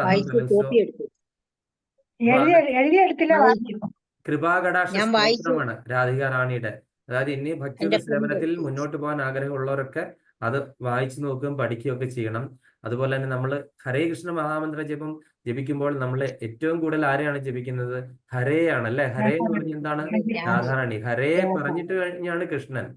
അത് ഹര കഴിഞ്ഞിട്ടുള്ള സ്ഥാനമാണ് കൃഷ്ണൻ അല്ലെ. വൃന്ദാവനത്തിൽ ചെന്ന് നോക്കുകയാണെങ്കിലോ, നമ്മളിപ്പോ വൃന്ദാവനത്തിൽ ഇപ്പോഴത്തെ ഭൂലോക വൃന്ദാവനത്തിൽ പോവുകയാണെങ്കിൽ അവിടെ ആരാ ഉള്ളത്, കൃഷ്ണന്റെ പേര് ആരെങ്കിലും വിളിക്കുന്നുണ്ടോ? ആരെങ്കിലും കൃഷ്ണനെ വിളിക്കുന്നുണ്ടോ? നിങ്ങൾ ആരെങ്കിലും കൃഷ്ണനെ ആരെങ്കിലും വിളിക്കാന്ന്? നമ്മൾ ഇവിടുന്ന് പോകുന്ന ആൾക്കാരൊക്കെ കൃഷ്ണ എന്നൊക്കെ പറയുമായിരിക്കും, എന്റെ കൃഷ്ണ എന്നൊക്കെ പറയും. പക്ഷെ അവിടെ ഉള്ളവരെല്ലാം രാധേ രാധ എന്ന് വിളിക്കും. ഒരാളെ നമ്മളും അങ്ങനെ തന്നെ വിളിക്കും അവിടെ ചെല്ലുമ്പോ. അതെ, ഒരാളെ ചീത്ത പറയുന്നതും വഴി മാറാൻ പറയുന്നതും എന്ത് പറയുന്നതും, ഓട്ടക്കാരൻ നമ്മളോട് പറയുന്നത് വരുന്നോന്ന് ചോദിക്കുന്നതും രാധേ രാധ എന്നാണ്. നമ്മളെല്ലാം രാധേ രാധ എന്നാണ്. അപ്പൊ വൃന്ദാവനം എന്താണ്, ആരുടെയാണ്, രാധാറാണിയുടെയാണ് അല്ലെ. രാധാറാണിയുടെ ഇഷ്ടപ്രകാരമാണ് വൃന്ദാവനത്തിലെ ലീലകൾ മുഴുവൻ നടക്കുന്നത് അല്ലെ. അപ്പൊ ആ രാധാശക്തി എന്തുമാത്രം ഉയർന്ന ശക്തിയാണ്, നമ്മൾക്ക് ഇതുവരെ അറിയത്തില്ലായിരുന്നു, ഗോപ്യമാക്കി വെച്ചിരിക്കുകയായിരുന്നു, രഹസ്യമാക്കി. അപ്പൊ അത് നമ്മൾ ആചാര്യന്മാരിൽ കൂടെ നമുക്ക് ആ ഒരു ജ്ഞാനം കിട്ടി. അപ്പം തീർച്ചയായിട്ടും നമ്മൾ രാധാറാണിയുടെ ആ ഒരു എന്താ പറയുന്ന ആ ഒരു കാരുണ്യത്തിന് നമ്മൾ വേണ്ടിയിട്ട് നമ്മളെല്ലാം യാചിക്കുകയാണ് ചെയ്യേണ്ടത്. ഒരു കുഞ്ഞ് എങ്ങനെ ആ ഒരു എന്താ പറയുക അമ്മയുടെ അടുക്കൽ അതിന്റെ പാലിന് വേണ്ടിയിട്ട് ആഗ്രഹിച്ച് കരയുന്നോ എന്ന് പറഞ്ഞ പോലെ രാധാറാണിയുടെ അടുക്കൽ നമ്മൾ എന്താ പറയുക യാചിക്കുകയാണ് വേണ്ടത്. ഒരു കുട്ടി അതിന് പാലിന് വേണ്ടിയിട്ട് കരയുമ്പോൾ എന്താണ്, തീർച്ചയായിട്ടും അമ്മ അതിന് പാല് കൊടുക്കുമല്ലോ എന്നു പറയുന്ന പോലെ തീർച്ചയായിട്ടും നമ്മുടെ അമ്മയാണ്, വളരെ കാരുണ്യവതിയാണ്. അപ്പോൾ ആ രാധാറാണിയുടെ കൃപയുണ്ടെങ്കിൽ നമ്മുടെ കാര്യങ്ങളെല്ലാം വളരെ നന്നായിട്ട് പോകും. നമ്മളെല്ലാവരും സാധാരണ ആരിലാണ് ശരണാഗതി പ്രാപിച്ചിരിക്കുന്നത്, മഹാമായയിലാണ് നമ്മൾ ശരണാഗതി പ്രാപിച്ചിരിക്കുന്നത്. അപ്പം മഹാമായയിൽ നിന്ന് യോഗമായ പൊട്ടൻസിയിലേക്ക് നമ്മൾ എത്തണം. അപ്പൊ അതിനു വേണ്ടിയിട്ട് ഉള്ള ഒരു പ്രധാനപ്പെട്ട കാര്യമാണ് സത്സംഗം. അതുപോലെ തന്നെ ഇതാണ് ഹരിനാമജപം. ഇത് രണ്ടുമാണ് രാധാറാണിയുടെ പ്രൊട്ടക്ഷനിലേക്ക് എത്താനായിട്ട് നമ്മൾ ചെയ്യേണ്ടത്. അതുപോലെ തന്നെ നമ്മൾ ഒരു ഗുരുവിനെ സ്വീകരിക്കുക. ഈ ലോകത്തിലുള്ള ഗുരുക്കന്മാരെല്ലാവരും തന്നെ രാധാറാണിയുടെ എന്താണ് സേവകരാണ്. ഇവരെല്ലാം റിപ്പോർട്ട് ചെയ്യുന്ന രാധാറാണിയാണ്. ഏതൊരു ആചാര്യന്മാരും റിപ്പോർട്ട് ചെയ്യുന്നത് രാധാറാണി. കാര്യം ഈ ഗുരു തത്വം എന്ന് പറഞ്ഞു കഴിഞ്ഞാൽ രാധാ തത്വം ഒന്ന് തന്നെയാണ്. അപ്പം നമ്മൾ എങ്ങനെയാണ് രാധാറാണിന്റെ പാസ്റ്റ് ടൈംസ്, ഒരുപാട് പാസ്റ്റ് ടൈംസ് ഉണ്ട്. അതിലെ ഒരു പാസ്റ്റ് ടൈംസ് എനിക്ക് കൃത്യമായിട്ടൊന്നും ഓർമ്മയില്ല, ഞാൻ അതിനു വേണ്ടിയിട്ട് നോക്കി വന്നതൊന്നും അല്ല. അത് കാരണം എൻ്റെ ഒരു ഓർമ്മയിൽ ചിലപ്പോൾ അങ്ങോട്ടോ ഇങ്ങോട്ടോ വ്യത്യാസമൊക്കെ കാണും നിങ്ങൾ കേട്ടിരിക്കുന്നതിൽ നിന്നൊക്കെ. അങ്ങനെയാണെങ്കിൽ ക്ഷമിക്കുക. കാര്യം അത് പറയാനുള്ള യോഗ്യതയില്ല. അത് കാരണം അതിൽ എന്തെങ്കിലും തെറ്റുകൾ ഉണ്ടെങ്കിൽ എന്നോട് നിങ്ങൾ ക്ഷമിക്കുമെന്ന് വിചാരിക്കുന്നു. എൻ്റെ ചെറിയ ഓർമ്മയിൽ നിന്ന് പറയുന്നതാണ്. ഈ ശ്രീധാം എന്ന് പറയുന്ന ഭഗവാന്റെ ഒരു ഗോപകൻ ഉണ്ടായിരുന്നു. അപ്പൊ ഭഗവാന്റെ ഗോപകൻ ഒരു ഗോലോക വൃന്ദാവനത്തിൽ ഭഗവാനെ കാണാനായിട്ട് പോകാനായിട്ട് അദ്ദേഹത്തിന് ആഗ്രഹം ജനിച്ചപ്പോൾ നാരദ മുനിയുടെ കൃപയാൽ അദ്ദേഹത്തിന് ഗോലോക വൃന്ദാവനത്തിലേക്ക് പോവുകയാണ്. അപ്പൊ നാരദ മുനി അവിടെ ചെന്നപ്പോൾ പറഞ്ഞു, ഈ ഗോലോക വൃന്ദാവനത്തിന്റെ താക്കോല് എന്താണെന്ന് അറിയാമോ? ഇത് ഗോലോക വൃന്ദാവനത്തിൽ പ്രവേശന കവാടം തുറക്കാനായിട്ട് ഒരു താക്കോൽ വേണം. ആ താക്കോലിന്റെ പാസ്വേഡ്, നമ്മളിപ്പോ കമ്പ്യൂട്ടറൊക്കെ തുറക്കണമെങ്കിൽ ഒരു പാസ്വേഡ് വേണ്ടേ? അതുപോലെ ഗോലോക വൃന്ദാവനത്തിലേക്കുള്ള കവാടം തുറക്കാനായിട്ട് ഒരു പാസ്വേഡ് ഉണ്ട്. ആ പാസ്വേഡ് എന്താണ് എന്ന് ഒരു ചോദ്യം ഉണ്ടായി. അപ്പം ആ പാസ്വേഡ് എന്താണെന്ന് നിങ്ങൾക്ക് ആർക്കൊക്കെ അറിയാം? വെറുതെ പറഞ്ഞോളൂ, തെറ്റിയാലും കുഴപ്പമില്ല. ഹരേ കൃഷ്ണ, ഹരേ കൃഷ്ണ. അല്ല, രതിദേവി മാതാജി. രാധാറാണിയാണ്. രാധേ രാധേ. ഇതാണ് ഗോലോക വൃന്ദാവനത്തിലേക്കുള്ള പ്രവേശന കവാടത്തിലെ പാസ്വേഡ്, പാസ് കീ. ഇത് അടിച്ചു കഴിഞ്ഞാൽ മാത്രമേ, കമ്പ്യൂട്ടറിൽ അടിച്ചു കഴിഞ്ഞാൽ മാത്രമേ എന്താണ് ആ ഡോർ തുറക്കുള്ളൂ. കമ്പ്യൂട്ടറിൽ നിന്നൊക്കെ ഞാൻ ഭാവനയിൽ പറഞ്ഞാണ് കേട്ടോ, ഇപ്പൊ കലിയുഗമായിട്ട് ബന്ധപ്പെടുത്തി. അപ്പം ഇതാണ് പാസ്വേഡ്. അപ്പം ആ ഒരു പാസ്വേഡ് അല്ലെങ്കിൽ പാസ് കീ ഉപയോഗിച്ചിട്ടാണ് കയറുന്നതെന്ന് പറഞ്ഞപ്പോൾ ശ്രീധാമിന് ഈ രാധയ്ക്ക് എന്താണ് ഇത്ര കാര്യം, സാധാരണ ഒരു ഗോപികയല്ലേ, ഈ രാധയ്ക്ക് എന്താണ് ഇത്ര മാഹാത്മ്യം എന്നൊക്കെ പറഞ്ഞ് ഗോലോക വൃന്ദാവനത്തിനുള്ളിൽ കയറി നോക്കിയപ്പോൾ ഭഗവാനും ഗോപികമാരും രാധാറാണിയും ഒക്കെ വളരെ എൻജോയ് ചെയ്യുന്നു. അതിനുശേഷം ഈ ഭഗവാനുള്ള ഭോഗം ഉണ്ടാക്കിക്കൊണ്ട് ഗോപികമാരും എല്ലാവരും ചെല്ലുകയാണ്. ഭഗവാന്റെ അഷ്ടസഖികളും അടക്കം ഉള്ളവര് ചെല്ലുകയാണ്. അപ്പം രാധാറാണി കൊണ്ടുപോയി ഭോഗം കൊടുത്തു. ഭോഗം കൊടുത്തു കഴിഞ്ഞപ്പോഴത്തേനും ഭഗവാൻ എന്ത് ചെയ്തു, രാധാറാണിയോട് കഴിക്കാൻ പറയുന്നു. രാധാറാണിയോട് കഴിക്കാൻ രാധാറാണി എടുത്ത് കഴിച്ചു. എന്നിട്ട് അതിന്റെ ബാക്കിയാണ് ഭഗവാൻ മേടിക്കുന്നത്. അപ്പോൾ ഈ ഭഗവാൻ ഇവര് കഴിച്ച് എച്ചില് ഭഗവാൻ കഴിക്കുന്നു. ഇവർ അത്രയ്ക്ക് ഇതായോ ഇവര് എന്നൊക്കെ ശ്രീരാമന്റെ മനസ്സിൽ ഇങ്ങനെ വിചാരം തോന്നുവാണ്. അങ്ങനെ ശ്രീരാമന്റെ മനസ്സിൽ വിചാരം തോന്നി. പിന്നീട് ഭഗവാനെ കാണാനായിട്ട് ചെല്ലുവാണ്. അപ്പൊ രാധാറാണി കൂടെ ഇരിക്കുന്നു. അപ്പോഴത്തേന് ഇവരെന്താണ് ഭഗവാന്റെ കൂടെ ഇങ്ങനെ കയറിയിരിക്കുന്നത്? ഭഗവാൻ എത്ര ഉയരത്തിലുള്ള ആളാണ്. എന്നിട്ട് ഈ ഒരു ഗോപിക, വെറും ഒരു ഗോപിക എന്തിനാണ് ഭഗവാന്റെ കൂടെ ഇരിക്കുന്നത്? ഭഗവാൻ എന്തിനാണ് എച്ചിൽ കഴിക്കുന്നത്? ഒരുപാട് സംശയത്തോടു കൂടി ചെന്നു. അപ്പൊ അങ്ങനെ ശ്രീരാമ ഒരു പായസം ഒക്കെ ഉണ്ടാക്കി ഭഗവാൻ കൊണ്ടേ കൊടുക്കും. കഴിഞ്ഞപ്പോഴത്തേനും ഭഗവാൻ പറയുന്നു, എനിക്ക് രാധാറാണി കഴിച്ച് ടേസ്റ്റ് നോക്കിയിട്ട് മതി എന്നുള്ള രീതിയിൽ പറയുന്നു. അങ്ങനെ രാധാറാണി അത് കഴിച്ചു കഴിഞ്ഞപ്പോഴത്തേനും ശ്രീധാമന് വീണ്ടും ദേഷ്യം കൂടി ശ്രീധാം ശപിക്കുകയാണ്. അങ്ങനെ അഹങ്കാരിയായ നീ എന്താണ് ഈ ഭൂമിയിൽ ജനിക്കാനായിട്ട് ഇടയാകട്ടെ, അതുപോലെ കൃഷ്ണനുമായിട്ട് വേർപിരിഞ്ഞ് അനേക വർഷത്തോളം ജീവിക്കാൻ ഇടയാകട്ടെ എന്ന് പറഞ്ഞൊരു ശാപം കൊടുക്കുകയാണ്. അങ്ങനെ ആ ശാപം കൊടുത്തു കഴിഞ്ഞപ്പോൾ എന്താണ് ഭഗവാന്റെ ഒരു മനസ്സിൽ, അതായത് ഭഗവാനും ലീലകൾ ആടാനായിട്ട് ഒരു പ്രത്യേക കാരണങ്ങൾ വേണമല്ലോ. അതിനിപ്പം ദുർവാസാവല്ല, ആരെങ്കിലും ഒരാളെ കൊണ്ട് ഭഗവാൻ ഇങ്ങനെയൊക്കെ ചെയ്യിക്കുന്നുണ്ടല്ലോ. നേരത്തെ സപ്തർഷികളെ കൊണ്ട് ശപിപ്പിച്ചിട്ടുണ്ട്. മറ്റേ സാമന്റെ കാര്യത്തിൽ നമുക്കറിയാമല്ലോ അല്ലെ. അങ്ങനെ ഒരു ശാപം കിട്ടി രാധാറാണിക്ക് ഭൂമിയിലേക്ക് ചെയ്യുന്നു. അപ്പം രാധാറാണി പറഞ്ഞു ഭഗവാനോട്, ഞാൻ പോകണമെന്നുണ്ടെങ്കിൽ എനിക്ക് 3-4 കണ്ടീഷൻസ് ഉണ്ട്. ആ കണ്ടീഷൻസ് ഞാൻ പലതവണ പറഞ്ഞു. എന്തൊക്കെയാണ്? പവിത്രമായ മണ്ണ്, വൃന്ദാദേവി വേണം, യമുനാ നദി, ഗോവർദ്ധനം, കൃഷ്ണനെ കാണണം, നദി വേണം, യമുനാ നദി വേണം. അപ്പൊ ഗോലോക വൃന്ദാവനത്തിലുള്ള ആ ഗോലോക വൃന്ദാവനത്തിന്റെ അതുപോലെ ഒരു വൃന്ദാവനം അവിടെയും വേണം അല്ലെ. അപ്പൊ ഈ ഗോലോക വൃന്ദാവനത്തിന്റെ ഒരു ഭാഗമാണ്, ചെറിയൊരു ഭാഗമാണ് ഭൂലോക വൃന്ദാവനം അല്ലെ. അപ്പൊ അതുപോലെ എന്താണ്, യമുനാ നദി വേണം, ഗോവർദ്ധന പർവ്വതം വേണം, പിന്നെ വേറെന്താണ്, വൃന്ദാദേവി വേണം, പിന്നെന്താണ് വേണ്ടത്? പവിത്രമായ മണ്ണിൽ ഭഗവാൻ കൃഷ്ണനെ ആദ്യം കണ്ണ് തുറന്ന് ആദ്യം കാണുന്നത് എന്താണ്? കൃഷ്ണനെ ആയിരിക്കണം എന്ന് പറഞ്ഞു. അങ്ങനെ ഭൂമിയിൽ അവതരിക്കാനായിട്ട് ഭഗവാന് മുൻപേ തന്നെ എന്താണ് രാധാറാണി അവിടെ എത്തിക്കഴിഞ്ഞു. അതിന്റെ കൂടെ ഈ വൃന്ദാദേവി ആയിട്ടൊക്കെ ഉള്ള ഒരു ലീലയൊക്കെ ഉണ്ട്, ചന്ദ്രാവലിയൊക്കെ ആയിട്ട് വേറൊരു കഥയുണ്ട്, ഞാൻ അതിനെപ്പറ്റി ഓർക്കുന്നില്ല കൃത്യമായിട്ട്. അപ്പൊ അങ്ങനെ രാധാറാണി എന്താണ്, ഒരു വൃഷഭാനു എന്ന് പറഞ്ഞ ഒരു മഹാരാജാവ് നന്ദഗോപരുടെ ഒക്കെ കൂട്ടുകാരനാണ്. ആ വൃഷഭാനു ഒരു നാല് കാര്യം ഒന്നുകൂടി പറഞ്ഞേ പ്രഭു, 4 കാര്യം. യമുന, ഗോവർദ്ധനം, യമുന, ഗോവർദ്ധനം, വൃന്ദാദേവി, വൃന്ദാവനം, വൃന്ദാവനം, പിന്നെ ഭഗവാനെ, ഗോവർദ്ധനം, പിന്നെ ഭഗവാനെയാണ് ആദ്യം കാണേണ്ടത്. കണ്ണ് തുറന്നു കഴിഞ്ഞാൽ ആദ്യം ദർശിക്കുന്ന ഭഗവാനെയാണ്. വൃന്ദാദേവിയും വേണം, വൃന്ദാവനവും വേണം അല്ലേ? അതെ അതെ. വൃന്ദാവനം. അപ്പൊ അങ്ങനെ അപ്പൊ അങ്ങനെ എന്താണ്, ഈ താമരപ്പൊയ്യിൽ 1000 വിധമുള്ള താമര പൊയ്കയിലാണ് ഈ രാധാറാണി അവതരിച്ചത്. അങ്ങനെ രാധാറാണി ഈ ഇവിടെ തപസ് ചെയ്തിട്ടുണ്ട്, ജലത്തിൽ തപസ് ചെയ്തിട്ടുണ്ട്. വൃഷഭാനു മഹാരാജാവിന്റെ ദേഹത്ത് വന്ന് ഈ താമര തട്ടി കഴിഞ്ഞപ്പോൾ അദ്ദേഹം നോക്കിക്കഴിഞ്ഞപ്പോൾ അതിസുന്ദരിയായിട്ടുള്ള ഒരു കുട്ടി അതിൽ കിടക്കുന്നു. കുട്ടി നോക്കിക്കഴിഞ്ഞപ്പോൾ ജന്മനാ തന്നെ അന്ധയായിട്ട് കാണപ്പെട്ടു. ആ കുട്ടിയെ എടുത്തിട്ട്, അവർക്ക് കുട്ടികൾ ഇല്ലായിരുന്നു. അദ്ദേഹത്തിന്റെ ഭാര്യയുടെ പേര്, വൃഷഭാനു മഹാരാജാവിന്റെ ഭാര്യയുടെ പേരെന്തായിരുന്നു അറിയാമോ? കീർത്തിത, അല്ലെങ്കിൽ കീർത്തി എന്നും പറയാണ്ട് കീർത്തിത എന്നാണ് പേര്, കീർത്തിത. അങ്ങനെ ഈ വൃഷഭാനു മഹാരാജാവ് കീർത്തിതയും അവരുടെ പുത്രിയായിട്ട് വളർത്തി. അങ്ങനെ ഇരിക്കുമ്പോഴാണ് ഇവരെ ഈ ശ്രീകൃഷ്ണൻ അവിടെ ജനിക്കുന്നതും ഈ കൈമാറ്റം നടത്തിയില്ലേ, യോഗമായ വന്ന് മാറ്റിയില്ലേ അതായത് മഹാമായെ എങ്ങോട്ട് പോയി, വസുദേവരും ദേവകിയുടെ കരാഗ്രഹത്തിലേക്ക് പോയി. അതുപോലെ തന്നെ എന്താണ്, ശ്രീകൃഷ്ണൻ എന്ത് ചെയ്തു, ഗോകുലത്തിലേക്കും വന്നു. ഈ മാറ്റമൊക്കെ നമ്മുടെ യോഗമായ ഇങ്ങനെ നടത്തി കഴിഞ്ഞു.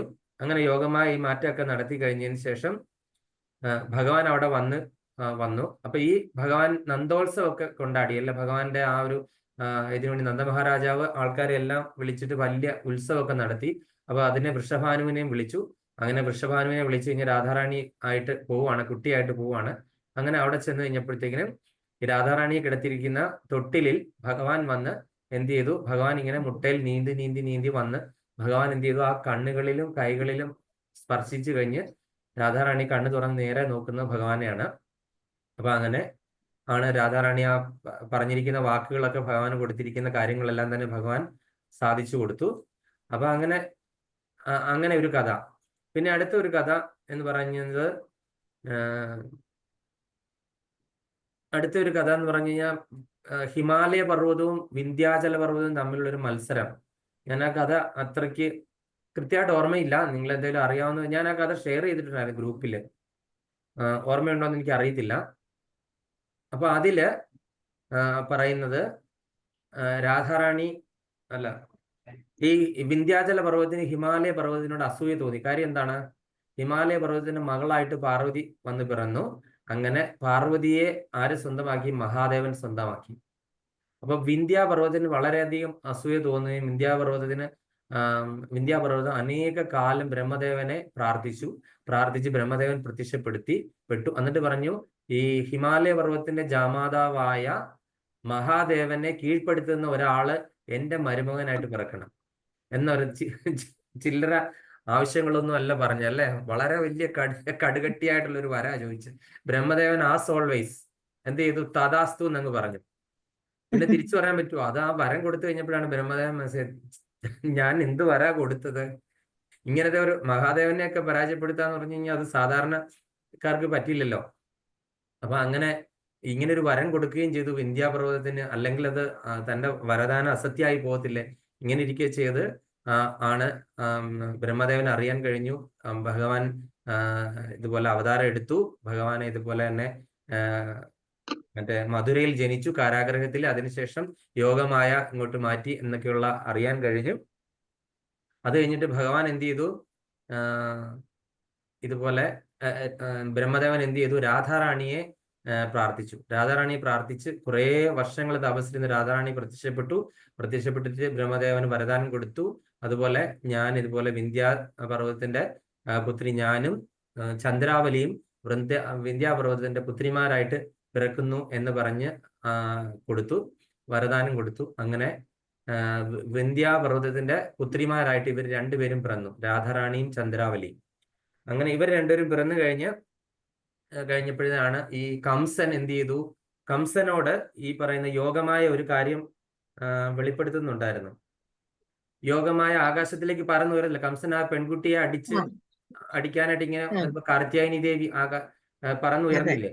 പറന്നു വരുന്ന സമയത്ത് ഇങ്ങനെ പറഞ്ഞു, ദുഷ്ടനായ കംസ, മുജ്ജന്മത്തിൽ കാലനേമിയായിരുന്ന നിന്നെ ചക്രായുധത്തിൽ വധിച്ച ഭഗവാൻ എല്ലാ ജീവജാലങ്ങൾക്കും ആനന്ദമേകിക്കൊണ്ട് ഇന്ന് ഭൂമിയിൽ അവതരിച്ചിരിക്കുന്നു. നീ ഒരു സത്യം കൂടി അറിഞ്ഞുകൊള്ളുക, എന്നെക്കാൾ ശക്തിയായിരുന്ന അഷ്ടമഹാശക്തികൾ, അത് നോട്ട് ചെയ്തോളൂ, അഷ്ടമഹാശക്തികൾ ആരൊക്കെയാണ്? രാധാറാണിക്ക് അഷ്ടസഖികളുണ്ട്, ഇത് പക്ഷെ അഷ്ടമഹാശക്തികളായിട്ടാണ് പറയുന്നത്. അതിലെ അഷ്ടമഹാശക്തികൾ ആരൊക്കെയാണെന്ന് എഴുതി വെച്ചു. രാധ, ചന്ദ്രാവലി, ലളിത, വിശാഖ. തന്നെയല്ലേ പ്രഭു അഷ്ടസഖികളുടെ പേരും? സഖികളും അല്ല, ഇതില് വ്യത്യാസമുണ്ട് ഒരു കുറച്ച്, കേട്ടോളൂ. ലളിത, വിശാഖ, പത്മ. പത്മയുണ്ടോ അഷ്ടസഖികളുടെ കൂടെ? ഇല്ല. ഇല്ല. പിന്നെ ശൈഫ്യ. ആദ്യം തൊട്ട് ഒന്നും കൂടി പറയൂ. ശൈഫ്യ, ശ്യാമള, ഭദ്ര. അതായത് നിങ്ങൾക്ക് ഗ്രൂപ്പിൽ ഷെയർ ചെയ്തിരിക്കുന്ന ആ പോസ്റ്റ് നോക്കിയിട്ടാണ് ഞാനിത് വായിക്കുന്നത് കേട്ടോ. എല്ലാവരും ഇത് കണ്ടെന്ന് തോന്നുന്നില്ല. അഷ്ടമഹാശക്തികളായ രാധ, ചന്ദ്രാവലി, ലളിത, വിശാഖ, പത്മ, ശൈഫ്യ, ശ്യാമള, ഭദ്ര.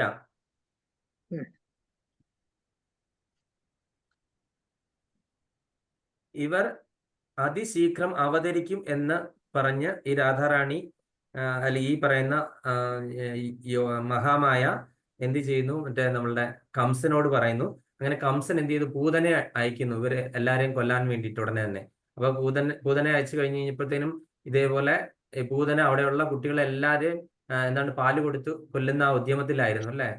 അപ്പൊ അങ്ങനെ പൂതന മോക്ഷത്തിന് മുൻപ് തന്നെ പൂതന ഈ വിന്ധ്യാപർവ്വതത്തിന്റെ ജനിച്ച് ഇരിക്കുന്ന ഈ 2 പെൺകുട്ടികളെയും ഇതുപോലെ എടുത്ത് ഉയർത്തി ആകാശത്തിലേക്ക് ഉയർന്നു കഴിഞ്ഞപ്പോൾ എന്ത് ചെയ്തു, ആ കുട്ടികള് അപ്പൊ അവിടെ ഇരിക്കുന്ന ബ്രാഹ്മണരെല്ലാരും കൂടി എന്ത് ചെയ്തു, അവര് പ്രാർത്ഥന ചൊല്ലി. അങ്ങനെ പ്രാർത്ഥന ചൊല്ലിയപ്പോ അവരുടെ ആ ഒരു പ്രാർത്ഥനയുടെ ആ ഒരു ബലത്തില് ഈ കുട്ടികൾ രണ്ടുപേരും അവിടെ നിന്ന് ഭാരം കൂടിയിട്ട് പൂതനയുടെ കയ്യിൽ നിന്ന് താഴെ വീഴുന്നു.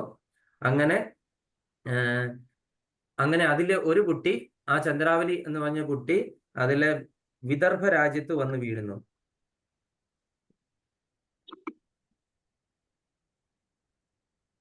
വിദർഭ രാജ്യത്തിലെ നദിയിലേക്ക് വലിച്ചെറിയും. ആ കുട്ടിയെ വിദർഭരാജൻ ഏറ്റെടുത്ത് വളർത്തുകയും ചെയ്തു. ഇവൾ പിന്നീട് ചന്ദ്രാവലി എന്ന പേരിൽ അറിയപ്പെട്ടു. രാജൻ ഏറ്റെടുത്ത് വളർത്തി. അതുപോലെ മറ്റേ കുട്ടി വന്ന് വീണത് ഗോകുലത്തിലേക്കാണ്, ഗോകുലമല്ല വൃന്ദാവനത്തിലേക്കാണ് വന്ന് വീണത്. അതായത് രാധാറാണി വന്ന് വീണത്. അപ്പൊ ആ രാധാറാണി പൂതനയുടെ കയ്യിൽ നിന്ന് വ്രജഭൂമിയിലേക്ക് വീണു. അങ്ങനെ ആ കുട്ടിയെ ആരാണ് കണ്ടെടുത്തത്? പൂർണ്ണമാസി എന്ന് പറയുന്ന ദേവത കണ്ടെടുത്ത് മുഖാര എന്ന ഗോപസ്ത്രീയെ ഏൽപ്പിച്ചു. പൂർണ്ണമാസി എന്ന ഗോപിക കണ്ടെടുത്തിട്ട് പൂർണ്ണമാസി എന്ന ദേവത കണ്ടെടുത്തിട്ട് മുഖാര എന്ന ഗോപസ്ത്രീയെ ഏൽപ്പിക്കുന്നു. എന്നിട്ട് ആ മുഖാര എന്ന ഗോപസ്ത്രീ എന്ത് ചെയ്തു? ഗോപസ്ത്രീ നിങ്ങളുടെ വൃഷഭാനുവിന്റെ പുത്രിയായിട്ട് വളർത്തേണ്ടവളാണ് ഇവളെന്ന് പറഞ്ഞ് ഏൽപ്പിക്കുന്നു. നമ്മൾ കണ്ടിരിക്കുന്ന ഒരു സ്റ്റോറി എന്ന് പറഞ്ഞു കഴിഞ്ഞാൽ അത് താമരപ്പൂതളിൽ വന്ന് വൃഷഭാനുവിന്റെ അടുത്ത് വന്നപ്പോൾ ഞാൻ പറഞ്ഞു കഴിഞ്ഞു. അപ്പൊ ഇത് ഈ രീതിയിലാണ് ഇങ്ങനത്തെ ഈ കഥ പറയുന്നത്. അപ്പൊ ഇത് ഏത് പുരാണത്തിലാണ് പറഞ്ഞിരിക്കുന്നതെന്ന് ഇവിടെ പറയുന്നില്ല. അങ്ങനെ വൃഷഭാനുവിനെ വളർത്താനായിട്ട് ഏൽപ്പിക്കൂ എന്ന് ഈ പറയുന്ന പൂർണ്ണമാസി ദേവി അരുളപ്പാടുണ്ടായി. അങ്ങനെയാണ് വൃഷഭാനുവിന്റെ മകളായിട്ട് കിട്ടുന്നത്. അപ്പം അന്നു മുതൽ ശ്രീമതി രാധാറാണി വൃഷഭാനു പുത്രിയായിട്ട് വളർന്നു. അപ്പൊ മനസ്സിലായില്ലേ? ചന്ദ്രാവലി വൃഷഭാനു മഹാരാജാവിന്റെ സഹോദരന്റെ പുത്രിയായിട്ടാണ് നമ്മൾ അറിയപ്പെട്ടിട്ടുള്ളത് അല്ലെ. ചന്ദ്രാവലി ഈ രാധാകൃഷ്ണന്റെ ലീലയിൽ ഒരുപാട് പങ്ക് വഹിച്ചിട്ടുണ്ട്. അപ്പൊ അങ്ങനെ രാധാറാണിക്ക് പതിയായിട്ട് വരുന്ന ആളാണ് ശ്രീകൃഷ്ണൻ അല്ലെ. പിന്നീട് രാധാറാണിക്ക് അപ്പം ഈ ബ്രഹ്മദേവൻ കൊടുത്ത വരദാനം എങ്ങനെയാണ് പൂർത്തിയാകുന്നത്? ഏത് ലീലയിൽ കൂടെയാണ് ഭഗവാൻ ഈ മഹാദേവനെ കീഴ്പ്പെടുത്തുന്നത്, മഹാദേവനെ പരാജയപ്പെടുത്തുന്നത്? ഏത് ലീലയിൽ കൂടെയാണ്? ആർക്കാണ് അത് ഓർമ്മയുള്ളത്?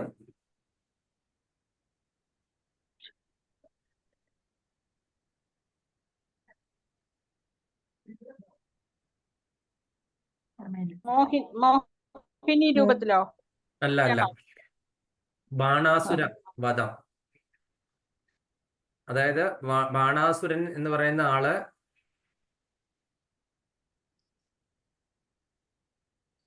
ബാണാസുരൻ ആരാണ്?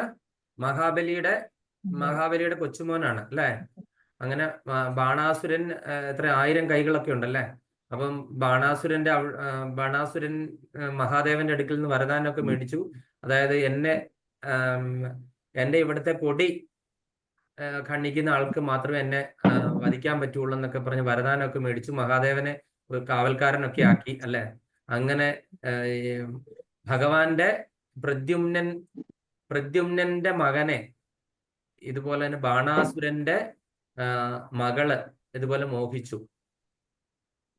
ഭഗവാന്റെയും രുക്മിണി ദേവിയുടെയും കൂടി ഉള്ള മകനാണ് പ്രദ്യുമ്നന്റെ മകന്റെ പേര് എനിക്ക് അത്ര ഓർമ്മയില്ല.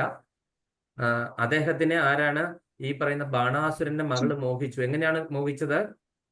ഒരു ദിവസം ഇങ്ങനെ എന്താണ് കണ്ണാടി ഇങ്ങനെ നോക്കിയിരുന്നപ്പോൾ അതിലൊരു ഒരു ദിവസം ഇവര് സ്വപ്നത്തിൽ ഒരു അതിസുന്ദരനായ ഒരു യുവാവിന്റെ രൂപം കണ്ടു. അപ്പൊ ഈ രൂപം കണ്ടപ്പോൾ കൂട്ടുകാരിയുണ്ട്, ഈ രാക്ഷസികളല്ലേ, അപ്പം മായാചാരികളാണ്. അപ്പം ഇന്ന പോലെ ഒരു അതിസുന്ദരനായ ഒരു യുവാവിനെ ഞാൻ കണ്ടു എന്ന് പറഞ്ഞു കഴിഞ്ഞപ്പോൾ ആ യുവാവിനെ ഇങ്ങനെ ഈ കൂട്ടുകാരത്തിയായ രാക്ഷസി ഇങ്ങനെ വരച്ചു കഴിഞ്ഞിട്ട് ഇത് എവിടെയുണ്ടെന്ന് അന്വേഷിക്കാൻ പറഞ്ഞ് വിട്ടു. അങ്ങനെ അന്വേഷിച്ചപ്പോൾ ശ്രീകൃഷ്ണന്റെ ദ്വാരകയിലാണ്. അങ്ങനെ ദ്വാരകയിൽ നിന്ന് ഈ പറയുന്ന മകനെ എടുത്തുകൊണ്ട് അവിടെ വന്നു. അങ്ങനെ ബാണാസുരൻ അറിയുന്നു ഇതുപോലെ മകള് ഒരാളെ ഇതുപോലെ ഒളിച്ച് താമസിപ്പിച്ചിട്ടുണ്ടെന്നൊക്കെ അറിയുന്നു. അപ്പൊ അങ്ങനെ ശ്രീകൃഷ്ണന്റെ അടുക്കൽ ഈ വിവരം എത്തിക്കഴിയുമ്പോൾ ഈ പറയുന്ന ബാണാസുരനെ പരാജയപ്പെടുത്താൻ ശ്രീകൃഷ്ണൻ യാത്രയാകുവാണ്. അങ്ങനെ ചെന്ന് കഴിഞ്ഞപ്പോഴത്തേക്കും മഹാദേവനാണ് പ്രതിബന്ധം. അങ്ങനെ മഹാദേവനുമായിട്ട് യുദ്ധം കഴിയുന്നു. അങ്ങനെ ഇദ്ദേഹത്തിന്റെ 1000 കൈകളും ഭഗവാൻ ഖണ്ഡിക്കുന്നു. അങ്ങനത്തെ ഒരു ലീലയാണ് ബാണാസുര ലീല. പക്ഷെ ഭഗവാൻ പ്രഹ്ലാദ മഹാരാജാവിന് ഭഗവാൻ നരസിംഹ ഭഗവാൻ എന്ത് കൊടുത്തിട്ടുണ്ട്? വരദാനം കൊടുത്തിട്ടുണ്ട് അല്ലെ? 7 തലമുറ മുന്നേ 7 തലമുറ വരുന്നവരെയും ഞാൻ എന്താണ് മോക്ഷം കൊടുക്കുമെന്ന് വാക്ക് കൊടുത്തിട്ടുണ്ട് അല്ലെ? അപ്പൊ ഭഗവാൻ അത് തന്നെ പാലിച്ചു. അപ്പൊ നോക്കി എന്തുമാത്രം ഭഗവാന് ഏതെല്ലാം കാര്യങ്ങൾ ഇങ്ങനെ ഓർത്തിരുന്ന്, ഏതെല്ലാം യുഗത്തിൽ ആർക്കൊക്കെ കൊടുത്തിട്ടുണ്ട്, എന്തൊക്കെ വരദാനം കൊടുത്തു, ഇതെല്ലാം ഓർത്തിരുന്ന് ഭഗവാൻ അത് എല്ലാം കൃത്യമായിട്ട് ചെയ്തു പോവുകയാണ് അല്ലെ? അങ്ങനെയുള്ള ഭഗവാനെയല്ലേ നമ്മൾ കുറ്റം പറയുന്നല്ലേ?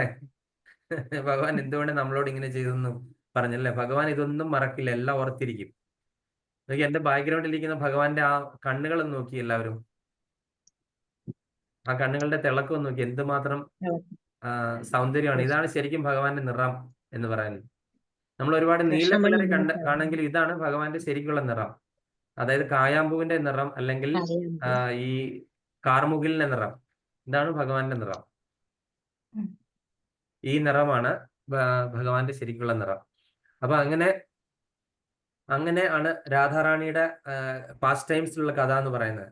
അപ്പൊ നമ്മൾ മനസ്സിലാക്കേണ്ടത് രാധയും കൃഷ്ണനും തമ്മിൽ എന്താണ് യാതൊരു വ്യത്യാസവുമില്ല.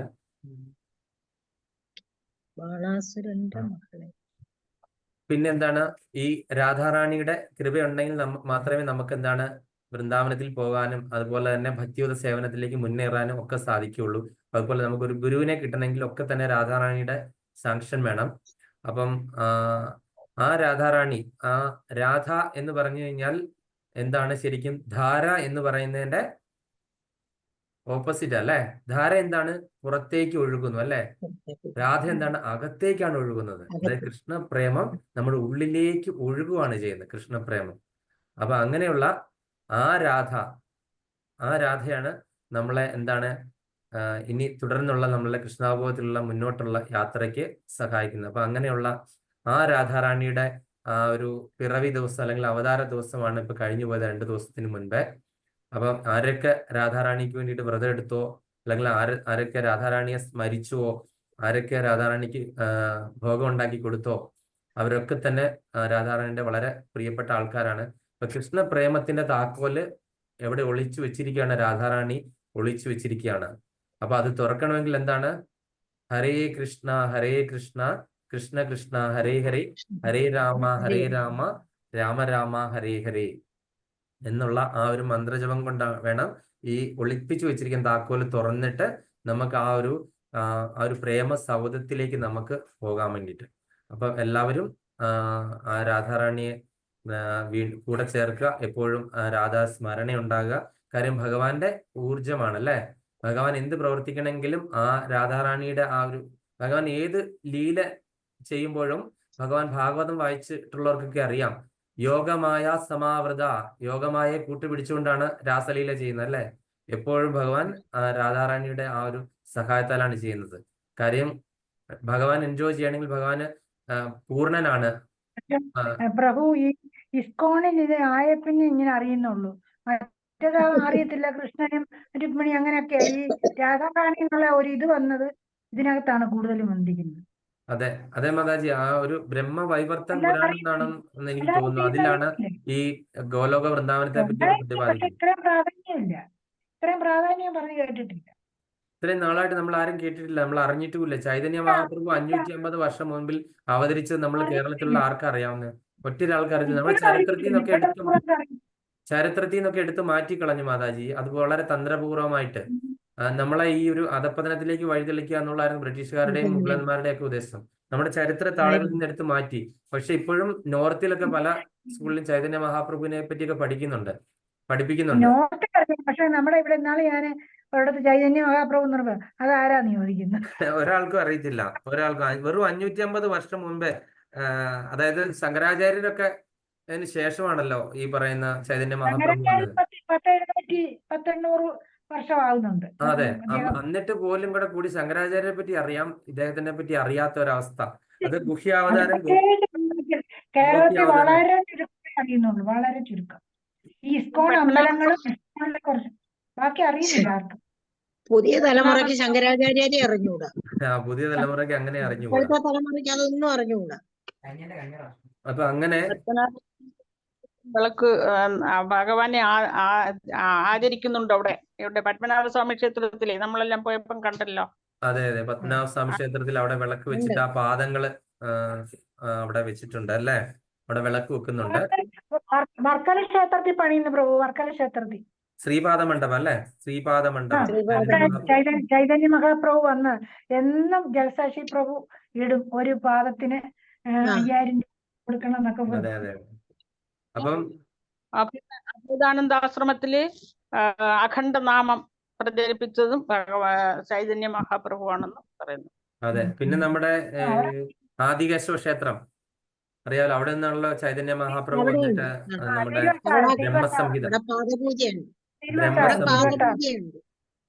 ബ്രഹ്മസംഹിത വീണ്ടെടുത്തത്. നേരത്തെ ബ്രഹ്മസംഹിത എവിടെയായിരുന്നു ആർക്കും അറിയത്തില്ലായിരുന്നു. ചൈതന്യ മഹാപ്രഭു വന്നിട്ടാണ് അത് എടുത്ത് നമ്മൾക്ക് അതിനകത്ത് കുറച്ച് ഭാഗങ്ങളെ തന്നിട്ടുള്ളൂ അല്ലെ. എന്നിട്ട് കൂടി അത്രേ ഉള്ളൂ. അത് വലിയൊരു സംഹിതയാണ്, അതിനകത്ത് കുറച്ച് ഭാഗങ്ങളാണ് നമുക്ക് തന്നിരിക്കുന്നത്. അപ്പൊ അങ്ങനെ ഈ പറയുന്ന ഈ രാധ ആ ഒരു ഭാവത്തിലേക്ക് പോവുകയാണെങ്കിൽ നമ്മൾ എന്താണ്, അതായത് ആ ഒരു ഭാവത്തിനെ നമ്മൾ രൂപഗോസ്വാമിയാണ് ഇങ്ങനെ നമ്മൾക്ക് ഈ രാഗാനുഗ ഭക്തി തന്നത് അല്ലെ. രാധാഭാവത്തിലുള്ള ഭക്തി, രാധാ ഭാവത്തിലുള്ള ആരാധന. അതായത് കൃഷ്ണപ്രേമത്തെക്കാളും കൃഷ്ണപ്രേമം കിട്ടാനായിട്ട് നമ്മൾ രാധാറാണിയിൽ കൂടി എടുക്കുന്ന ഭക്തി എന്ന് പറഞ്ഞു കഴിഞ്ഞാൽ അതാണ് അതിന് സവിശേഷപ്പെട്ട ഭക്തി, രാഗാനുഗ ഭക്തി എന്ന് പറയും. അപ്പൊ അങ്ങനെയുള്ള രാഗാനുഗ ഭക്തി, പ്രേമഭക്തി, ഗോപികമാരുടെ ഭക്തി, അത് എന്താണ്, അത്ര ഉയർന്ന ഭക്തി വേറെ ഇല്ല. അപ്പൊ നമ്മൾ മനസ്സിലാക്കേണ്ട എന്താണ്, ആ രാധാറാണിയിൽ കൂടെയുള്ള ഭക്തിയാണ് ഭഗവാൻ ഏറ്റവും ഇഷ്ടം, ഭഗവാൻ ഏറ്റവും പ്രിയമായിട്ടുള്ള ഭക്തി എന്ന് മനസ്സിലാക്കി. മാധുര്യ ഭക്തി എന്ന് പറയുന്നത് അതല്ല, മാധുര്യഭക്തി അല്ല മാതാജി. മാധുര്യഭക്തി ഗോപികമാരുടെ ഭക്തി മാധുര്യഭക്തി തന്നെയാണ്. അപ്പൊ അത് രാഗാനുഗ ഭക്തി എന്ന് പറയും ആ ഒരു വിഭാഗത്തിനെ. ഇപ്പൊ രൂപഗോസ്വാമി അതിനെപ്പറ്റി ഒരുപാട് എഴുതിയിട്ടുണ്ട്, അതിന് ഒരുപാട് പ്രബന്ധങ്ങൾ എഴുതിയിട്ടുണ്ട് രൂപഗോസ്വാമിക്ക്. അപ്പം അദ്ദേഹം നമ്മൾ പോയ തേർക്കടമ്പ, ആരൊക്കെയാണ് എന്റെ കൂടെ വൃന്ദാവനത്തിൽ വന്നവര് അറിയില്ല, തേർക്കടമ്പ രതിദേവി മാതാജിയൊക്കെ ഉണ്ട് അവിടെ. രൂപഗോസ്വാമിക്ക് കൊണ്ടുപോയിട്ട് ആര് കൊണ്ടുപോയി കൊടുത്തു? പായസം ഉണ്ടാക്കി കൊടുത്തു, ഗീർ പായസം. ഗീർ എന്ന് പറഞ്ഞ പായസം ഉണ്ടാക്കി കൊടുത്തു രാധാറാണി നേരിട്ട് വന്ന് അല്ലെ തേർക്കടമ്പയിൽ.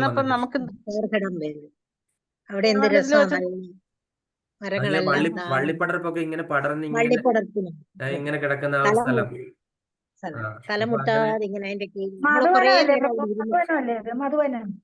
അല്ലല്ല, മധുവന അല്ല മാതാജി. അല്ല തേർക്കടമ്പ. തേർ കദംബ ഒരു അത് അസീശ്വർ കല്ലേ അവിടെ മഹാദേവ് പോയി. എന്ന് പറഞ്ഞ ഒരു ആ മഹാദേവ കടമ്പ ക്ഷേത്രം ഉണ്ട് വൃക്ഷം. അടുത്ത്. പോയിട്ടുണ്ട്, മറന്നുപോയി. ഒരു തേർ കുറെ വർഷമായി കദംബയിലാണ് ഈ മറന്നുപോയി. ഭഗവാനൊക്കെ ഈ കദംബ വൃക്ഷങ്ങളൊക്കെ എങ്ങനെയാണെന്നറിയോ? ഇങ്ങനെ ഭഗവാനൊക്കെ ഉച്ചയ്ക്ക് ഊണ് ഇവിടെ ഈ മരത്തിന്റെ ശാഖയിൽ തൂക്കിയിട്ടിട്ട് പോകും. ഭക്ഷണ സാധനങ്ങൾ ഈ പശുക്കുട്ടികളെ മേയ്ക്കാൻ പോയിട്ട് ഉച്ചയ്ക്ക് വന്ന് ഭക്ഷണവും വിശ്രമവും ഉറക്കവും ഒക്കെ ഉണ്ട്. അപ്പൊ അങ്ങനെ വരുമ്പോൾ ഈ വൃക്ഷങ്ങളൊക്കെ എന്ത് ചെയ്യും? അവിടുത്തെ വൃക്ഷങ്ങൾ, അതുകൊണ്ട് ഇപ്പോഴും ആ കദംബ വൃക്ഷങ്ങൾ അവിടെ വെച്ച് പിടിപ്പിച്ചിട്ടുണ്ട്. വൃക്ഷങ്ങളൊക്കെ കൊമ്പ് ചായച്ചു കൊടുക്കും ഭഗവാന് ഈ പറയുന്ന ഭക്ഷണപ്പൊതി എടുക്കാൻ വേണ്ടിയിട്ട്. അപ്പൊ അങ്ങനെയുള്ള അതീന്ദ്രിയങ്ങളായ വൃക്ഷങ്ങളാണ് അവിടെ ഉള്ളത്.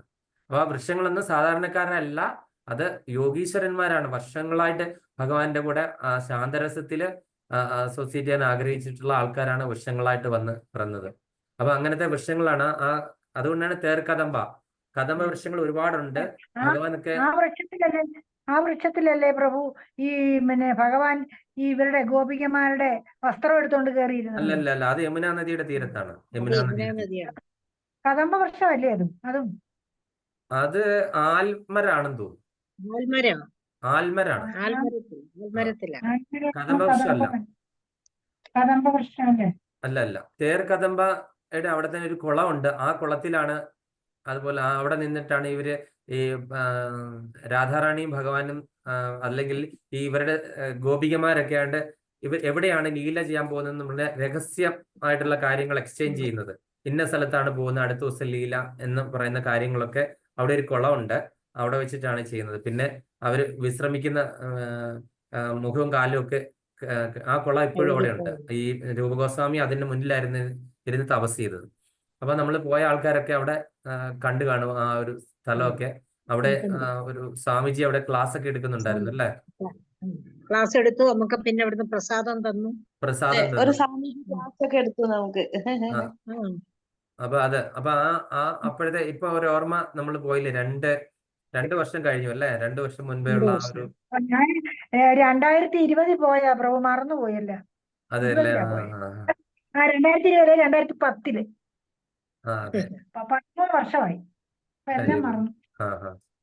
സാറില്ല, നമുക്ക് ഇനി അവസരം ഭഗവാൻ തരും അത് പോകാനായിട്ട്. നമ്മളിത് ഇതെല്ലാം കഥകളൊക്കെ വൃന്ദാവനത്തെ പറ്റി കേട്ടിട്ട് പോകണം അല്ലേ? വൃന്ദാവനത്തിലെ കേട്ടിട്ട് അവിടെ പോയി കാണണം. നമ്മൾ വെറുതെ പോയി കണ്ടിട്ട് വന്ന് ധൃതരാഷ്ട്രം ഭഗവത്ഗീത കേട്ടതുപോലെ ആകരുത്. നമ്മളതെല്ലാം കേട്ട് നമ്മൾ ചെവിയും കൊണ്ട് വൃന്ദാവനം കാണണം, കണ്ണുകൊണ്ടല്ല കാണുന്നത്. നമുക്ക് ഒത്തിരിയും കഥകൾ ജയസാക്ഷി പ്രഭു പറഞ്ഞു തന്നായിരുന്നു. അതെ, അതുകൊണ്ടാണ് നമ്മളൊക്കെ കേട്ടത്. ഇനി എന്നാ പോകുന്നത് ചെല്ലുമ്പോഴും എന്നാ പോകുന്നത് മാതാജി? ഭഗവാൻ തീർച്ചയായിട്ടും അവസരം ഉണ്ടാക്കും. നമുക്ക് ആ പാസ്വേഡ് അടിച്ചു നോക്കാം. മാതാജി ആ പാസ്വേഡ് ഉറക്കെ വിളിച്ചു പറഞ്ഞു, രാധേ രാധേ. ഞാൻ എപ്പോഴും അത് വിളിച്ചോണ്ടായിരിക്കുന്നത് പ്രഭു. രാധേ രാധേ എന്ന് വിളിച്ചോളൂ, ഉടനെ നമുക്ക് അവസരം ഉണ്ടാക്കി തരും. അപ്പൊ നമ്മള് കഴിഞ്ഞ ദിവസം എടുത്ത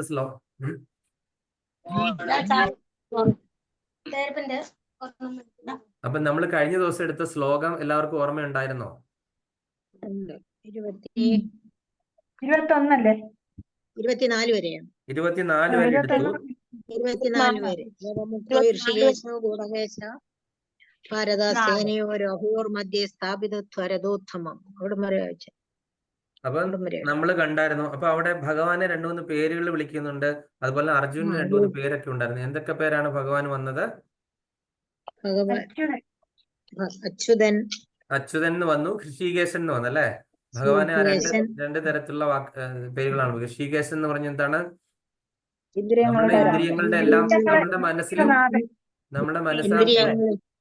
നമ്മുടെ BMW ഒക്കെ നമ്മൾ പറഞ്ഞില്ലേ, നമ്മുടെ മനസ്സും ബുദ്ധി ഇന്ദ്രിയത്തിലൊക്കെ എന്തായിരിക്കുന്നത് ഭഗവാൻ അറിയും. കാര്യം ഭഗവാൻ അതിന്റെ നാഥനാണല്ലേ. അപ്പം പിന്നെ ഭഗവാൻ എന്താണ്? ഒരിക്കലും ഇന്ദ്രിയത്തിന്റെ അടിമയല്ല. നമ്മളൊക്കെ ഇന്ദ്രിയത്തിന്റെ അടിമയാണ്. നമ്മളെ നാക്ക് അത് ആഗ്രഹിച്ചു, നമ്മൾ അതിന് വേണ്ടിയിട്ട് നമ്മൾ അടിമയായി പോവാണ് അല്ലേ? അങ്ങനെ നമ്മൾ കുറെ അസുഖങ്ങളും കൊളസ്ട്രോളും അതും ഇതൊക്കെ വരുത്തി വെക്കുക. നമ്മൾ നമ്മുടെ കണ്ണിന് അടിമയാണ്, നമ്മൾ നമ്മുടെ ചെവിക്ക് അടിമയാണ്. അങ്ങനെ നമ്മൾ പലതിനും അടിമയാണ് ഇന്ദ്രിയങ്ങൾ. ഭഗവാൻ ഒരിക്കലും ഇന്ദ്രിയത്തിന്റെ അടിമയല്ല, ഇതിന്റെയൊക്കെ അധിപതിയാണ് അല്ലേ? ഗോവിന്ദനാണ് ഭഗവാൻ. അതുകൊണ്ട് ഭഗവാനെ ഋഷികേശൻ എന്നുള്ള പേര് നമ്മുടെ ഹൃദയത്തിലും മനസ്സിലും എന്തായിരിക്കുന്നതെന്ന് ഭഗവാന് അറിയുകയും ചെയ്യും. ഇന്ദ്രിയങ്ങളിൽ എന്തായിരിക്കുന്നതെന്ന്. പിന്നെ എന്താണ് ഗുഡാകേശൻ എന്ന് വിളിച്ചു അർജുനൻ? അത് എന്തുകൊണ്ടാണ്?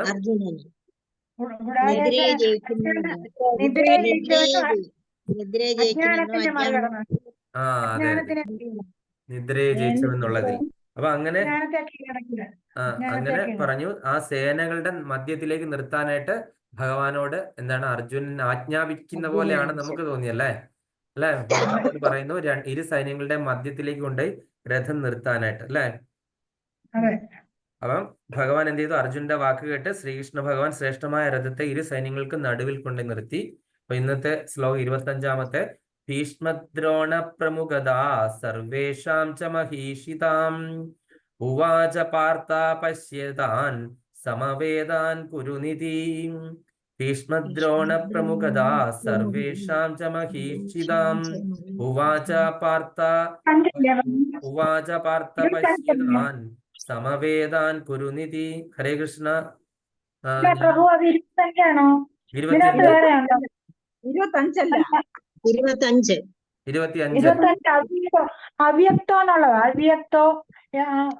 അവ്യക്തം എന്നുള്ള എന്താ അവ്യക്തം? മാതാജി ചാപ്റ്റർ നോക്കൂ. 1:25. സോറി. മാതാജി തിരക്ക് പിടിക്കായിരിക്കും. രതിദേവി മാതാജി വായിച്ചോളൂ. ഹരേ കൃഷ്ണ. ഭീഷ്മദ്രോണ പ്രമുഖദാ സർവേഷാം ച മഹീഷിതാം ഉവാച പാർത്ഥ പശ്യതാൻ സമവേദാൻ ഗുരുനിധി. ഹരേ കൃഷ്ണ. അടുത്തത് കൃഷ്ണകുമാരി മാതാജി. ഹരേ കൃഷ്ണ. ഭീഷ്മദ്രോണ അപ്രമുഖതാ സർവേഷാം ച മഹീഷിതാം ഉവാച പാർത്ഥ പശ്യതാൻ സമവേദാൻ ഗുരുനിധി. ഹരേ കൃഷ്ണ. ഹരേ കൃഷ്ണ. സുജന മാതാജി. എന്റെ ചാപ്റ്റർ മാറിപ്പോയി. ചാപ്റ്റർ എടുത്തോണ്ടിരിക്കുക. കുഴപ്പമില്ല, ഞാൻ അംബിക മാതാജി വായിച്ചോളൂ. ഹരേ കൃഷ്ണ. ഹരേ കൃഷ്ണ. ഭീഷ്മദ്രോണ പ്രമുഖതാ സർവേഷാം ച മഹീഷിതാം ഉവാച പാർത്ഥ പശ്യതാൻ സമവേദാൻ കുരുനീതി. ഹരേ കൃഷ്ണ. ഹരേ കൃഷ്ണ. ശ്രീല പ്രഭുപാദന്റെ പദാനുപദ തർജ്ജമ. ജയ ശ്രീല പ്രഭുപാദ്. ഭീഷ്മദ്രോണ പ്രമുഖത, പ്രമുഖരായ ഭീഷ്മദ്രോണാദികളുടെയും സർവേഷാം എല്ലാം മഹീഷിതാം രാജാക്കന്മാരുടെയും മുമ്പിലായി പാർത്ഥ അല്ലയോ അർജുന സമവേദാൻ ഒന്നിച്ചു ചേർന്നിരിക്കുന്ന ഏതാൻ ഈ കുരുൻ കൗരവന്മാരെ പശ്യ കണ്ടാലും ഇതി ഉവാച ഭഗവാൻ ഇപ്രകാരം പറഞ്ഞു. ഭീഷ്മദ്രോണാദികളുടെയും മറ്റു രാജാക്കന്മാരുടെയും മുന്നിൽ വെച്ചിട്ട് ഭഗവാൻ ഇങ്ങനെ പറഞ്ഞു, പാർത്ഥ ഇവിടെ ഒത്തുകൂടിയ കുരുവംശജരെ നോക്കൂ. ഹരേ കൃഷ്ണ. സുജന മാതാജി കിട്ടിയോ? കിട്ടേ. ഭാവാർത്ഥം വായിച്ചോളൂ. ഭീഷ്മദ്രോണ പ്രമുഖതാ സർവേഷാം ച മഹീഷതാം ഉവാച പാർത്ഥ പശ്യതാൻ സമവേദാൻ കുരുനീതി. ഹരേ കൃഷ്ണ. രാധിക മാതാജി ഭാവാർത്ഥം വായിച്ചോളൂ. ഹരേ കൃഷ്ണ. ഭാവാർത്ഥം ബൈ ശ്രീല പ്രഭുപാദ്. ശ്രീല പ്രഭുപാദ് കി ജയ്. പരമാത്മാവെന്ന നിലയിൽ അർജുനന്റെ മനസ്സിൽ നടക്കുന്നതെല്ലാം കൃഷ്ണൻ അറിയാമായിരുന്നു. ഈ ഘട്ടത്തിൽ ഹൃഷികേശൻ എന്ന പേരുപയോഗിച്ചത് കൊണ്ട് അദ്ദേഹം എല്ലാം അറിയുന്നവനാണെന്ന് സൂചിപ്പിക്കുന്നു. അർജുനനെ സംബന്ധിച്ചിടത്തോളം പാർത്ഥ അല്ലെങ്കിൽ കുന്തിപുത്ര എന്ന സംബോധന സാരവത്താണ്. തന്റെ പിതാവായ വസുദേവരുടെ സഹോദരിയുടെ മകനായതുകൊണ്ടാണ് താൻ അർജുനന്റെ തേരാളി പദം സ്വീകരിച്ചതെന്ന് ഒരു സുഹൃത്തെന്ന നിലയിൽ കൃഷ്ണൻ അർജുനനെ അറിയിക്കുന്നു. കുരുക്കളെ നോക്കൂ എന്ന വാക്കുകൊണ്ട് കൃഷ്ണൻ എന്താണ് ഉദ്ദേശിച്ചത്? അർജുനൻ അവിടെ പൊരുതാതെ നോക്കി നിൽക്കണമെന്നാണോ? തന്റെ പിതൃ സഹോദരി പുത്രനിൽ നിന്ന് അത്തരം പെരുമാറ്റം കൃഷ്ണൻ പ്രതീക്ഷിച്ചിരുന്നില്ല. അർജുനന്റെ മനോഭാവത്തെ പറ്റി സൗഹൃദപൂർവമായ ഒരു പ്രവചനമാണിത്. ഹരേ കൃഷ്ണ. സർവത്ര ഗോവിന്ദ നാമ. ഹരേ കൃഷ്ണ. അപ്പൊ ഈ ഒരു ശ്ലോകത്തിന്റെ പ്രത്യേകത 25-ാമത്തെ ശ്ലോകം നിങ്ങൾക്ക് പറയാമോ? ഈ ശ്ലോകത്തിന് ഒരു പ്രത്യേകതയുണ്ട്.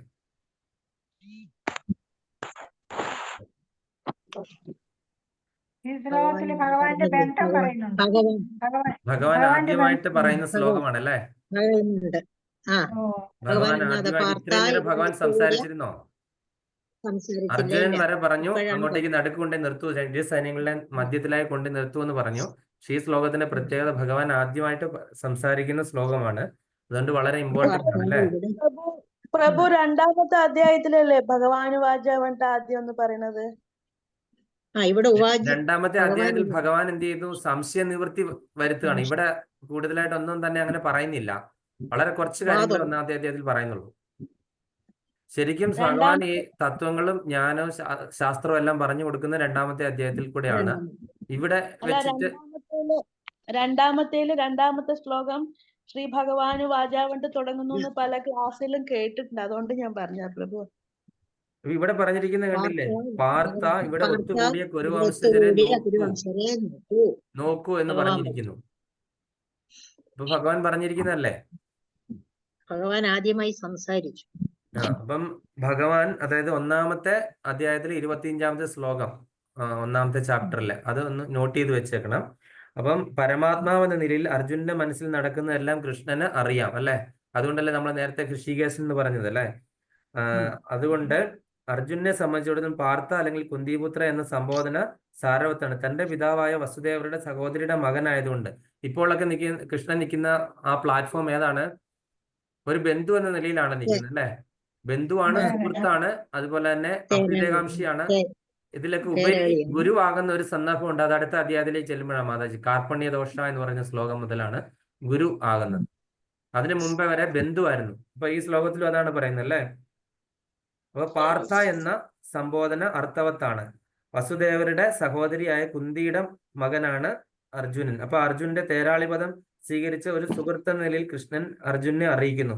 കുരുക്കളെ നോക്കൂ എന്ന വാക്കുകൊണ്ട് കൃഷ്ണൻ ഉദ്ദേശിച്ചത് എന്താണ്? അർജുനൻ അവിടെ പൊരുതാതെ നോക്കി നിൽക്കണമോ? തന്റെ പിതൃ സഹോദരി പുത്രരിൽ നിന്ന് അത്തരം പെരുമാറ്റം കൃഷ്ണൻ പ്രതീക്ഷിച്ചിരുന്നില്ല. അർജുനന്റെ മനോഭാവത്തെ പറ്റി സൗഹൃദപൂർണമായ ഒരു പ്രവചനമാണിത്. അതായത് കൃഷ്ണൻ ഒരു സൂചന നൽകുകയാണ് അല്ലെ. അവിടെ ഒത്തുകൂടിയ കുരുവംശജരെ നോക്കൂ. അതായത് ഇവർക്കെതിരെ ഒത്തുകൂടിയാണ് അല്ലെ. ഈ ധർമ്മം എവിടെയാണ് നിൽക്കുന്നത്, അധർമ്മം എവിടെയാണ് നിൽക്കുന്നത്. എന്നിട്ട് ഈ അധർമ്മത്തിന്റെ കൂടെ നിൽക്കുന്ന ആൾക്കാരെയൊക്കെ നീ ഒന്ന് കണ്ടോ എന്നുള്ളൊരു സൂചന കൂടിയാണ് നൽകിയത് അല്ലെ ഭഗവാൻ. ഈ അധർമ്മത്തിന്റെ കൂടെ തടിച്ചുകൂടിയിരിക്കുന്ന ആൾക്കാരൊക്കെ എന്താണ്? നിന്റെ പിതാവും പിതാക്കന്മാരും അങ്ങനെയുള്ള സുഹൃത്തുക്കളും ബന്ധുക്കളും എല്ലാം അവിടെ ഉണ്ട് അല്ലെ. മക്കളുടെ സ്ഥാനമുള്ള ആൾക്കാരെല്ലാരും ഈ അധർമ്മത്തിന്റെ പക്ഷത്ത് കൂടി നിൽക്കുകയാണ് അല്ലെ. ആ ഒരു ധ്വനിയും കൂടി ഭഗവാനോട് കൊടുക്കുന്നുണ്ട്. അടുത്ത ശ്ലോകം 26. തത്രാപശ്യത് സ്ഥിതാൻ പാർത്ഥ പിതൃനാഥാ പിതാമഹാൻ ആചാര്യാൻ മാതുലാൻ ഭ്രാതൃ പുത്രാൻ പൗത്രാൻ സഖീംസ്തദാൻ ശ്വശ്വരാൻ സുഹൃദൈശ്ചൈവ സേനയോരുഭയോരപി. തത്രാപശ്യത് സ്ഥിതാൻ പാർത്ഥ പിതൃനാഥാ പിതാമഹാൻ ആചാര്യാൻ മാതുലാൻ ഭ്രാതൃ പുത്രാൻ പൗത്രാൻ സഖീംസ്തദാ ശ്വശ്വരാൻ സുഹൃദശ്ചൈവ സേനയോരുഭയോരപി. ഹരേ കൃഷ്ണ. വായിക്കേണ്ടത് വിലാസിനി മാതാജി. ഹരേ കൃഷ്ണ. തത്ര പശ്യത് സ്ഥിതാൻ പാർത്ഥ പിതൃനഥ പിതാമഹാൻ ആചാര്യാൻ മാതുലാൻ ഭ്രാതൃപുത്രാൻ പൗത്രാൻ സഖീം സദാ ശ്വശുരാൻ സുഹൃദശ്ചൈവ സേനയോരുഭയോരപി. ഹരേ കൃഷ്ണ. ഹരേ കൃഷ്ണ. യമുന മാതാജി. ഹരേ കൃഷ്ണ. തത്ര പശ്യസ്ഥിതാൻ പാർത്ഥ പൃഥ്വിനത പിതാമഹാൻ ആചാര്യാൻ മാതുലാൻ ഭ്രാതൃ പുത്രാൻ പൗത്രാൻ സഖീസ്തദാ ശ്വശുരാൻ സുഹൃദൈശ്ചൈവ സേനയോരുഭയോരപി. ഹരേ കൃഷ്ണ. ഹരേ കൃഷ്ണ. അപ്പൊ ശ്രീലപ്രഭുപാദരുടെ പദാനുപദ തർജ്ജമ. അധ പിന്നെ, പാർത്ഥ അർജുനൻ, തത്ര അവിടെ, ഉഭയോ സേനയോ അപി രണ്ട് സൈന്യങ്ങൾ, സ്ഥിതാൻ നിൽക്കുന്ന, പിതൃൻ പിതാക്കളെയും, പിതാമഹൻ പിതാമഹന്മാരെയും, ആചാര്യൻ ഗുരുക്കന്മാരെയും, മാതുലാൻ അമ്മാവന്മാരെയും, ഭ്രാതൃൻ സഹോദരങ്ങളെയും, പുത്രൻ പുത്രന്മാരെയും, പൗത്രൻ പൗത്രന്മാരെയും, സഖിൻ സ്നേഹിതരെയും, തഥാ അപ്രകാരം തന്നെ, ശ്വശുരാൻ ശ്വശുരന്മാരെയും, സുഹൃത സുഹൃത്തുക്കളെയും അപശ്യത് കണ്ടു. ആ യുദ്ധരംഗത്തിൽ ഇരു സൈന്യങ്ങളുടെയും മധ്യത്തിൽ പിതൃതുല്യരെയും പിതാമഹന്മാരെയും ഗുരുജനങ്ങളെയും മാതുലന്മാരെയും സഹോദരന്മാർ, മക്കൾ, പൗത്രന്മാർ, സുഹൃത്തുക്കൾ, ഭാര്യാപിതാക്കന്മാർ എന്നിവരെയും അർജുനൻ കണ്ടു. അപ്പൊ ആ യുദ്ധരംഗത്തിൽ ആരെയൊക്കെയാണ് കാണുന്നത്? ഇരു സൈന്യങ്ങളുടെ മധ്യത്തിൽ പിതൃതുല്യരായിട്ടുള്ള ആൾക്കാരെയും പിതാമഹന്മാരെയും. ആരൊക്കെയാണ് പ്രധാനപ്പെട്ട പിതാമഹന്മാര്? ഭീഷ്മ പിതാമഹരുണ്ടല്ലേ. പിന്നെ ഗുരുജനങ്ങൾ ആരുണ്ട്? ദ്രോണരുണ്ട്, കൃപരുണ്ട്, അങ്ങനെയുള്ള ഗുരുജനങ്ങള്. മാതുലന്മാരാരാണ്? ശകുനി മാതുൽ സ്ഥാനത്താണ് നിൽക്കുന്നത് അല്ലെ. പിന്നെ ശല്യര്, ഈ മാദ്രിയുടെ സഹോദരനായ ശല്യര് അവരുടെ പക്ഷത്തായി പോയി. മറ്റേ ദുര്യോധനൻ ചതിക്കുന്നതാണ് അല്ലെ. അപ്പൊ അത് നിങ്ങൾക്ക് ആ കഥയൊക്കെ അറിയാമായിരിക്കും അല്ലെ. സഹോദരന്മാർ, മക്കൾ, പൗത്രന്മാർ. മക്കൾ എന്താ? ഈ കൗരവന്മാരുടെ മക്കളൊക്കെ ഇവർക്ക് മക്കൾ തന്നെയല്ലേ, മക്കളുടെ സ്ഥാനത്തുള്ള ആൾക്കാരല്ലേ. അത് കൊച്ചുമക്കളുണ്ട്, സുഹൃത്തുക്കളെ, ഭാര്യാപിതാക്കന്മാർ എന്നിവര്, ഭാര്യാപിതാക്കന്മാര്, അതായത് ഈ കൗരവരുടെ എല്ലാം ഭാര്യാപിതാക്കന്മാരും അവരുടെ പക്ഷത്തുണ്ട് അല്ലെ. അപ്പൊ അവരെയൊക്കെ അർജുനൻ കണ്ടു. ഭാവാർത്ഥം വായിക്കുന്നത് ലതാമ മാതാജി. ആരാണ് ഈ ലതാമ മാതാജി? ലളിതമ്മയാണോ?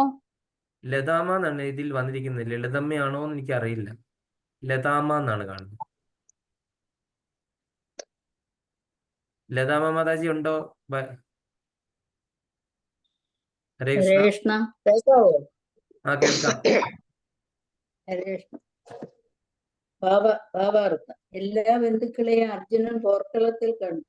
സ്വപിതാവിന്റെ സമവയസ്കരായ പൂരിശ്രവസിനെ പോലെയുള്ളവർ, ഭീഷ്മനെയും സോമദത്തനെയും പോലുള്ള മുത്തച്ഛന്മാർ, ദ്രോണാചാര്യർ, കൃപാചാര്യർ മുതലായ ഗുരുജനങ്ങൾ, ശകുനികളെ പോലെയുള്ള മാതുലന്മാർ, ദുര്യോധനാദികളായ സഹോദരന്മാർ, ലക്ഷ്മണാദികളായ പുത്രന്മാർ, അശ്വത്ഥമാവർ തുടങ്ങിയ സുഹൃത്തുക്കൾ, കിതവർമാവിനെ പോലുള്ള ഗുണകാംക്ഷികൾ, കൂടാതെ തന്റെ അനേകം സുഹൃത്തുക്കളെയും സൈന്യനിരകളിൽ അർജുനൻ കണ്ടു. ഹരേ കൃഷ്ണ. അപ്പൊ ഇവിടെ ആരൊക്കെയാണ്? സ്വപിതാവിന്റെ സമവയസ്കരായ പൂരിശ്രവസ്, അതുപോലെ ഭീഷ്മനെയും സോമദത്തനെയും പോലെയുള്ള മുത്തച്ഛന്മാർ, ദ്രോണാചാര്യർ, കൃപാചാര്യർ തുടങ്ങിയ ഗുരുജനങ്ങൾ, ശകുനികളെ പോലുള്ള മാതുലന്മാർ. ശല്യരും ശകുനി മാതുല സ്ഥാനത്തുള്ളതാണ്. ദുര്യോധനാദികളായ സഹോദരന്മാർ, ദുര്യോധനന്റെ പുത്രനാണ് ലക്ഷ്മണൻ. അങ്ങനെ ലക്ഷ്മണാദികളായ പുത്രന്മാർ, അശ്വത്ഥമാവ് തുടങ്ങിയ സുഹൃത്തുക്കൾ, കൃതവർമാവിനെ പോലുള്ള ഗുണകാംക്ഷികൾ കൂടാതെ അനേകം സുഹൃത്തുക്കളെയും സൈന്യനിരകളിൽ അർജുനൻ കണ്ടു. ഇനി അടുത്ത ശ്ലോകത്തോടു കൂടിയാണ് നമ്മൾ ഇന്നത്തെ ഇത് തീരാൻ പോകുന്നത്.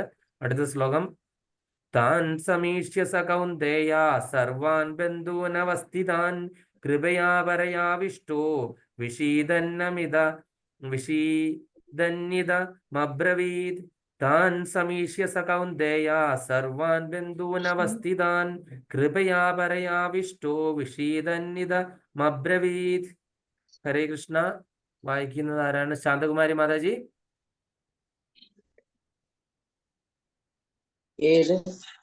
താൻ സമീക്ഷ കൗന്ദേയ സർവാൻ ബന്ധുനവസ്ഥിതാൻ കൃപയാ പരയാ വിഷ്ടോ വിഷീദന്നിതമബ്രവീത്.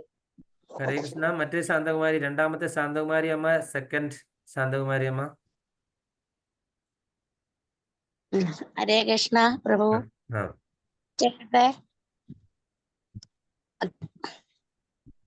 കൃപയ ഏതാ? ഒന്നോടൊന്ന് പറഞ്ഞ്. 27ാമത്തെ ശ്ലോകം. 27. ഹരേ കൃഷ്ണ.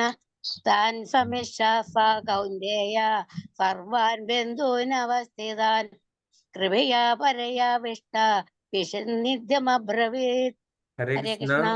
ഹരേ കൃഷ്ണ. അതിന്റെ പദാനുപദ വിവർത്തനം: സ കൗന്ദേയ, ആ കുന്തിപുത്രൻ, അവസ്ഥിതാൻ നിൽക്കുന്ന, താൻ സർവാൻ ബന്ധൂൻ, ആ എല്ലാ ബന്ധുക്കളെയും, സമീക്ഷ കണ്ടിട്ട്, പരയ മഹത്തായ, കൃപയ കാരുണ്യത്താൽ, ആവിഷ്ട ആവേശം പൂണ്ട്, വിഷീദൻ വിഷണ്ണനായി, ഇതം അബ്രവീത് ഇങ്ങനെ പറഞ്ഞു. ഇങ്ങനെ പല വിധത്തിലും തനിക്ക് ബന്ധുക്കളായുള്ളവരെ അവിടെ കണ്ടപ്പോൾ കരുണാഭരിതനായി തീർന്ന കുന്തിപുത്രൻ പറഞ്ഞു. അപ്പം പല വിധത്തിലും തനിക്ക് ബന്ധുക്കളായുള്ളവരെ അവിടെ കണ്ടപ്പോൾ കരുണാഭരിതനായി തീർന്ന കുന്തിപുത്രൻ പറഞ്ഞു. എന്താ പറഞ്ഞതെന്ന് നമ്മൾ അടുത്ത ആഴ്ച മുതലാണ് കാണാൻ പോകുന്നത്. ഇനി എവിടെ തൊട്ടാണ് അർജുന വിഷാദയോഗം തുടങ്ങുന്നത്.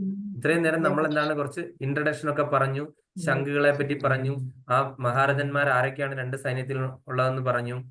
അതുപോലെ തന്നെ ഭഗവാനോട് അർജുനൻ ആവശ്യപ്പെടുന്നു 2 സൈന്യങ്ങളുടെ നടുവിൽ കൊണ്ട് നിർത്താനായിട്ട്. എന്നിട്ട് ഭഗവാൻ പറഞ്ഞു, നമ്മൾക്കെതിരെ അണിനിരുന്ന കുരു വംശജരെ നോക്കൂ എന്ന് പറയുന്നിടം വരെ കണ്ടല്ലേ. പിന്നെ ഈ സാധാരണക്കാരൊന്നുമല്ല, ഗുരുജനങ്ങളെ, പിതാക്കന്മാരെ, അഭ്യുതകാംക്ഷികളെ, സുഹൃത്തുക്കളെ, മക്കളുടെ സ്ഥാനത്തുള്ളവരെ, കൊച്ചുമക്കളെ, സഹോദരന്മാരെ, അങ്ങനെയുള്ളവരെല്ലാവരെയും അവിടെ അർജുനൻ കണ്ടു എന്ന് സഞ്ജയര് ധൃതരാഷ്ട്രോട് പറയുകയാണ് അല്ലെ. അപ്പം അത് കഴിഞ്ഞിട്ട് ഇനി ഈ ഒരു ശ്ലോകം 29ാമത്തെ ശ്ലോകം മുതലാണ് ശരിക്കും അർജുനൻ ഈ വിഷാദ യോഗത്തിലേക്ക് അങ്ങ് തുടങ്ങി ആ വിഷാദത്തിന്റെ ആ മൂർധന്യത്തിലേക്ക് പോയിട്ട് ഇനി യുദ്ധം ചെയ്യുന്നില്ല എന്ന് പറഞ്ഞിരിക്കാൻ വരുന്ന സന്ദർഭങ്ങളൊക്കെ ഇനിയുള്ള അങ്ങോട്ടുള്ള അധ്യായത്തിലാണ്. അപ്പൊ നമ്മളെല്ലാവരും ഓർത്തിരിക്കേണ്ട ഒരു കാര്യം, നമ്മൾക്ക് ഈ വിഷാദവും ഇതൊക്കെ നമുക്ക് ഉണ്ടാകുന്ന സമയത്ത് നമ്മൾ എന്താണ് നമ്മളുടെ ഭഗവാനെ മുന്നിൽ നിർത്തിയിട്ട് ആ ഒരു വിഷാദം ഭഗവാനിലേക്ക് എത്തിക്കുകയാണെങ്കിൽ ഭഗവാൻ എന്താണ് ഭഗവത്ഗീത അർജുനന് ഉപദേശിച്ചു കൊടുത്ത പോലെ ആ യുദ്ധമുഖത്ത് നമ്മളുടെ ജീവിതം എല്ലാം ഒരു യുദ്ധമാണ് അല്ലെ. നമ്മുടെ ജീവിതം എന്ന് പറഞ്ഞാൽ ശരിക്കും ഒരു യുദ്ധമാണ്. പടവെട്ടി നമ്മൾ മുന്നോട്ട് പോവാണ് അല്ലെ. ഏതെല്ലാം രീതിയിലുള്ള പ്രശ്നങ്ങളാണ് നമ്മൾ നേരിട്ടുകൊണ്ടിരിക്കുന്ന ദിവസം അല്ലെ. അപ്പൊ അങ്ങനെയുള്ള സമയത്ത് നമുക്ക് വീഴ്ച പറ്റുന്ന സമയത്ത് ച്യുതിയില്ലാത്ത ആൾ അച്യുതൻ നമ്മളെ തീർച്ചയായിട്ടും ഉയർത്തും. അപ്പൊ ആ ഒരു തത്വം മനസ്സിലാക്കിയിരിക്കുക. ഇനിയുള്ള സമയങ്ങളിൽ നമ്മൾ സാധാരണക്കാരായ നമ്മളെ വ്യക്തികളെ പോലുള്ള വിലാപമാണ്. നമ്മളെപ്പോഴും വിലപിച്ചുകൊണ്ടിരിക്കുന്ന ഓരോ കാര്യങ്ങളും അർജുനിൽ നിന്ന് നമ്മൾ അറിയാൻ പറ്റും. അപ്പൊ ആ ഒരു വിലാപം, നമ്മൾ ഓരോരുത്തരെയും പറ്റിയുള്ള അറ്റാച്ച്മെന്റ്, എന്റെ മകള്, എന്റെ കൊച്ച് അവൻ എന്നാ ചെയ്യുന്നൊക്കെ പറഞ്ഞ് നമ്മൾ എന്തുമാത്രം കരുതി സ്നേഹത്തോടെ ഇരിക്കുന്ന അവരൊക്കെ പിന്നീട് കുറച്ച് കഴിയുമ്പോൾ ഈ ഒരു കടുംവെട്ടല്ലേ, ഈ ഒരു കടുംവെട്ട് ഇത് അവിടെ കിടന്ന് കുറെ നേരമായി ചിലക്കാൻ തുടങ്ങി, അവിടെ എങ്ങനെ പോയിരിക്കും എന്നൊക്കെ പറയുന്ന ഒരു അവസ്ഥ വരുമ്പോൾ നമുക്ക് സഹിക്കാൻ പറ്റുമോ ജ്ഞാനാംബിക മാതാജി? ഇല്ല, കാല് വളരുന്നോ കൈ വളരുന്നോ എന്നൊക്കെ നോക്കി നമ്മൾ ഇങ്ങനെ കാത്തിരുന്ന് എത്ര ദിവസം ഉറക്കളച്ച് രാത്രിയിൽ നമ്മൾ അങ്ങ് ഉറക്കം തുടങ്ങുമ്പോഴേ എന്ത് ചെയ്യും, കരച്ചിൽ തുടങ്ങും. അത് കഴിഞ്ഞിട്ട് എന്ത് ചെയ്യും, അവിടെ അങ്ങ് അപ്പിയിട്ട് വെച്ചേക്കും അല്ലെ. ദേഹം മുഴുവൻ മെഴുകി തോർത്തി ഇതെല്ലാം ചെയ്ത് കഴിഞ്ഞ് നമ്മൾ എത്ര തവണ ഡ്രസ്സ് മാറ്റണം അല്ലെ. നിങ്ങൾ അമ്മമാർക്കല്ലേ അറിയാവുള്ളൂ, എനിക്കിതൊക്കെ അറിയില്ല കേട്ടോ. ഞാൻ എത്ര പ്രാവശ്യം ഡ്രസ്സ് മാറ്റിയില്ലേ. ഇതെല്ലാം കഴിഞ്ഞ് അവസാനം എന്താണ്, ഇത് നമ്മൾ എന്തെങ്കിലും സംസാരിക്കുമ്പോൾ അതൊരു ശല്യമായി മാറും അല്ലെ. നമ്മൾ എന്തെങ്കിലും പറഞ്ഞ് ഇതിനവിടെ എങ്ങനെ മിണ്ടാതിരുന്നു കൂടെ, അവിടെ എങ്ങാനും വല്ല നാമവും ജപിച്ച് കാശിയിൽ എങ്ങനെ പോയിരുന്നാ പോരെ എന്നുള്ള ആ ഒരു അവസ്ഥ എത്തും അല്ലെ. നമ്മൾ അതിലേക്ക് അങ്ങനെ വരുമ്പോൾ നമ്മൾ മനസ്സ് ദുഃഖിച്ചിട്ട് എന്തെങ്കിലും കാര്യമുണ്ടോ? നമ്മൾ ഈ ഓവർ അറ്റാച്ച്മെന്റ് ആണ് ഇതിന് കാരണം. അപ്പൊ ഭഗവാനും അത് തന്നെയാണ് പറയുന്നത്. അറ്റാച്ച്മെന്റ് നമ്മൾ ഭഗവാനോടാണെങ്കിൽ നമ്മൾ ഇങ്ങനെ വരുന്ന കാര്യങ്ങളൊന്നും തന്നെ നമ്മള് മൈൻഡ് ചെയ്യാറേ ഇല്ല. ഇങ്ങനെയുള്ള പ്രശ്നങ്ങൾ അതുവഴി വരികയും പോവുകയെല്ലാം ചെയ്യും. നമ്മള് കൊച്ചുമക്കളുടെ അറ്റാച്ച്മെന്റ് അവരിൽ നിന്നാണ് കേൾക്കാൻ പോണത്.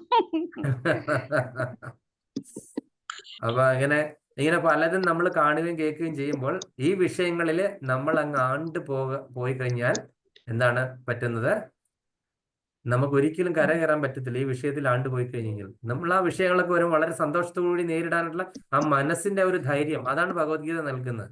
മനസ്സിനെ ഉയർത്തുകയാണ് ചെയ്യുന്നത് ഭഗവാൻ ശരിക്കും അല്ലേ. മനസ്സിനെ ഉയർത്തി നമ്മൾക്ക് ആ ഒരു വിഷയത്തെ ഒരു വിഷയമല്ലാതാക്കി നമ്മൾ കാണുവാണെങ്കിൽ എന്തെങ്കിലും കുഴപ്പമുണ്ടോ? അവരവിടെ ഇരുന്ന് പറയട്ടെ, എനിക്ക് എന്റെ കാര്യം, എനിക്ക് എന്റെ ഭഗവാനുണ്ട് എന്റെ കൂടെ എപ്പോഴും എന്ന് നമ്മൾ വിചാരിച്ചിരിക്കും. നമ്മൾ അനാഥരല്ല, നമ്മളെ ആരിൽ ഇറക്കി വിട്ടാൽ നമുക്ക് കുഴപ്പമുണ്ട്. നമ്മള് വസുദൈവ കുടുംബകം അല്ലെ. നമ്മളുടെ കൂടെ ഭഗവാനുണ്ട്. ഈ ഭഗവാന്റെ ധാമമാണ് ഈ പറയുന്ന ഈ ലോകം മുഴുവനും അല്ലെ.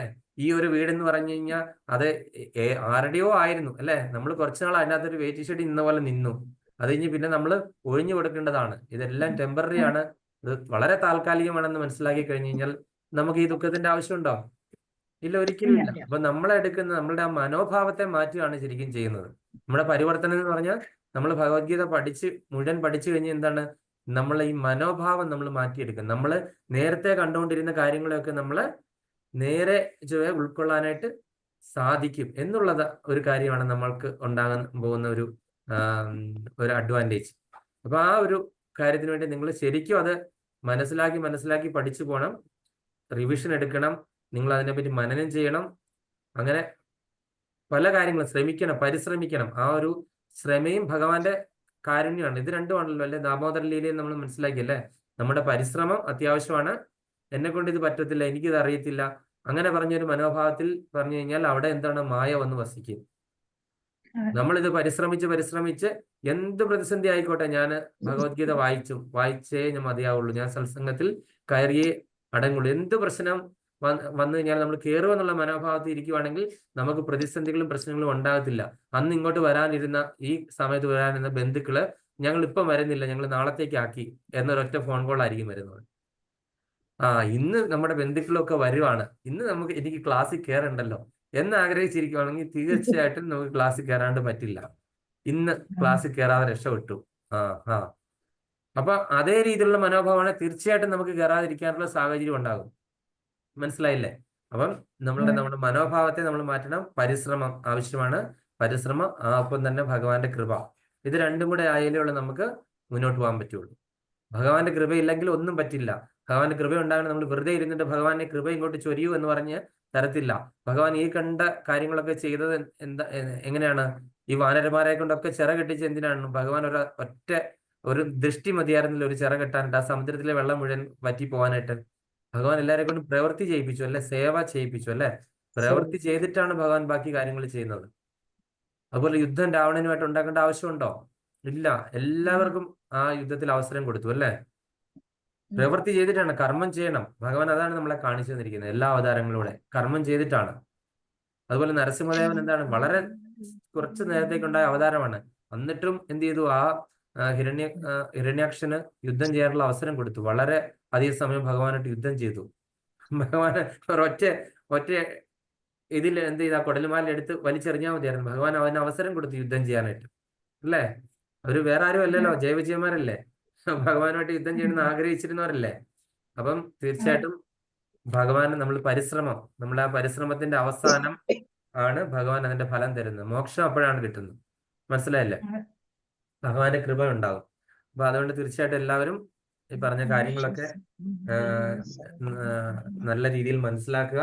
അതുപോലെ ഈ ഒന്നാമത്തെ അധ്യായത്തിലാണ് ഏറ്റവും കൂടുതൽ പ്രശ്നോത്തരിയിൽ. എനിക്ക് തോന്നുന്നു 10 പ്രശ്നോത്തരി എടുത്താൽ പോലും അതിനകത്ത് ക്വസ്റ്റ്യൻ ആൻസർ തീരില്ല. ഒന്നാമത്തെ അധ്യായത്തിൽ നമ്മളെല്ലാവരും വളരെ നിസ്സാരമായിട്ട് കാണുന്നു.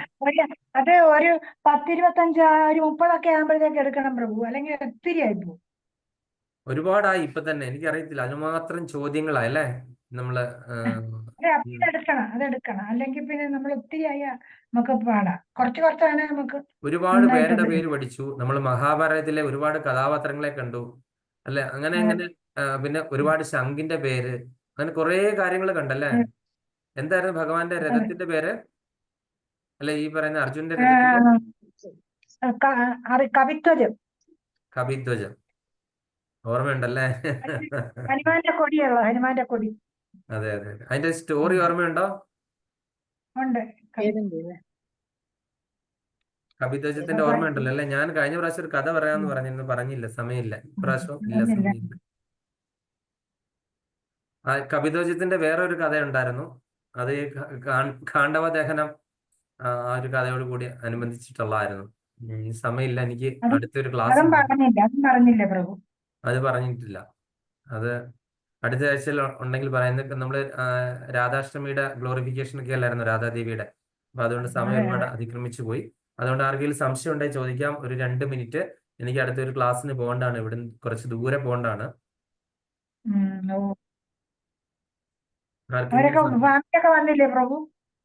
വന്നു.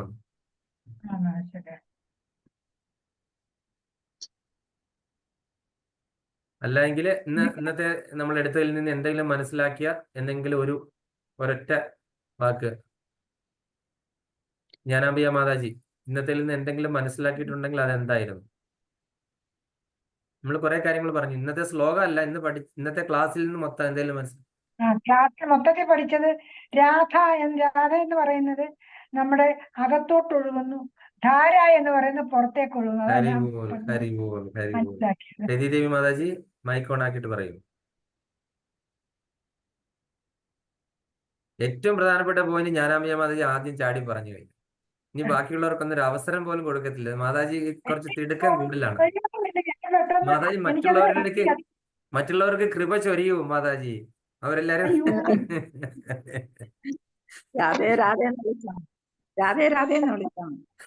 അതെ. സുജന മാതാജി വൃന്ദാവനത്തിലേക്കുള്ള താക്കോലാണ് എനിക്ക് വൃന്ദാവനത്തിലേക്ക് പോകാനുള്ള താക്കോലിന്റെ പാസ്വേഡ് ആണ്. ഹരി ബോൾ. രാധിക മാതാജി.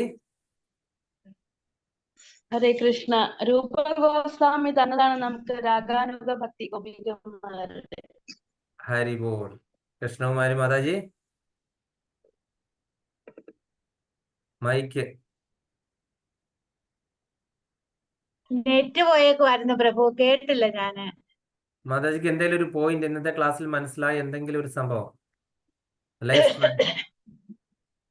ഭഗവാനിൽ നിന്ന് അടുക്കാനുള്ള നമ്മൾ രാധാറാണി നമ്മൾ സ്നേഹിക്കുന്നതാണ് ഏറ്റവും ഉത്തമം എന്ന് മനസ്സിലായി. ഹരേ കൃഷ്ണ. ഭഗവാനിലേക്ക് പോകണമെങ്കിൽ നമുക്ക് രാധാറാണിയുടെ പാതാരവിന്ദങ്ങളിൽ അഭയം പ്രാപിക്കാണ് ഏറ്റവും ഉത്തമമായ മാർഗം. അതാണ് ഏറ്റവും ഉയർന്ന ഭക്തി എന്ന് പറയുന്നത് അല്ലേ? വിലാസിനി മാതാജി.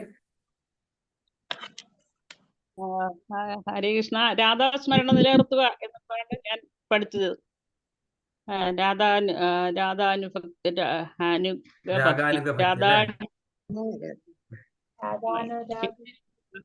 രാധാറാണി ഇവിടെ ഭൂമിയിൽ ജനിക്കണമെങ്കിലുള്ള കണ്ടീഷൻസ്: വൃന്ദാവനം, വൃന്ദാദേവി, യമുനാ നദി, കൃഷ്ണനെ ആദ്യം കാണണം എന്നുള്ളതൊക്കെ.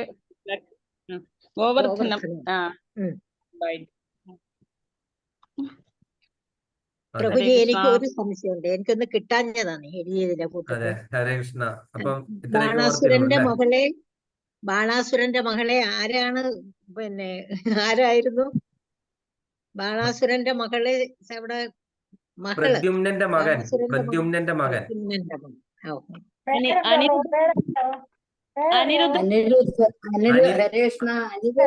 അനിരുദ്ധൻ എന്നാണ് തോന്നുന്നു പേര്. അനിരുദ്ധൻ. അതെ, പ്രദ്യുമ്നന്റെ മകൻ. മകളുടെ പേര് ഉഷ. മകളുടെ പേര് ഉഷ. അതുപോലെ മകളുടെ തോഴിയുടെ പേര് ചിത്രലേഖ എന്നല്ലേ? ചിത്രലേഖ. മകളുടെ തോഴിയുടെ പേര് ചിത്രലേഖ. ഇപ്പോഴാണ് ഓർമ്മ വന്നേ. ലതാ മാതാജിക്ക് നല്ല ഓർമ്മയാണ് ഭാഗവതം കേട്ടിട്ട് അല്ലേ? അപ്പം എന്താ അങ്ങനെയാണ് ആ സമയത്ത് ഞാനിങ്ങനെ ഉത്തരയില്ലാതിരിക്കുന്ന സമയത്ത് മാതാജിക്ക് പറഞ്ഞുതരാൻ വയ്യായിരുന്നോ? ഇത് എപ്പോഴോ കേട്ടിട്ടുള്ള ഇതൊരു ചെറിയ ഓർമ്മയിൽ നിന്നാണ് ഇതൊക്കെ പറയുന്നത്. നിങ്ങളെപ്പോ തിരുത്തണ്ടേ? ഞാനവിടെ ഉഷയില് പറഞ്ഞായിരുന്നു പ്രഭു.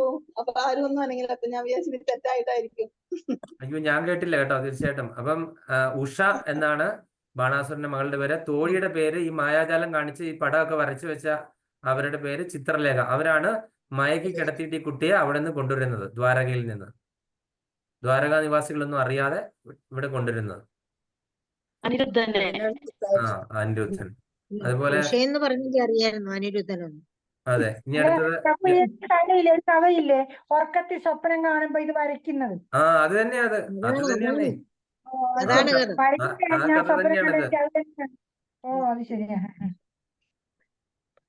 അതുപോലെ തന്നെ യമുന മാതാജി എന്തെങ്കിലും മനസ്സിലാക്കിയതുണ്ടെങ്കിൽ?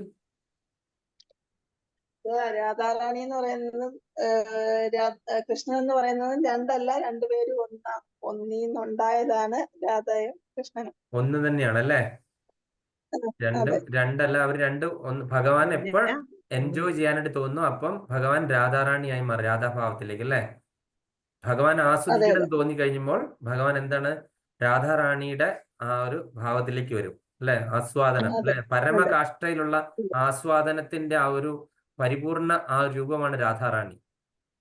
ചൈതന്യ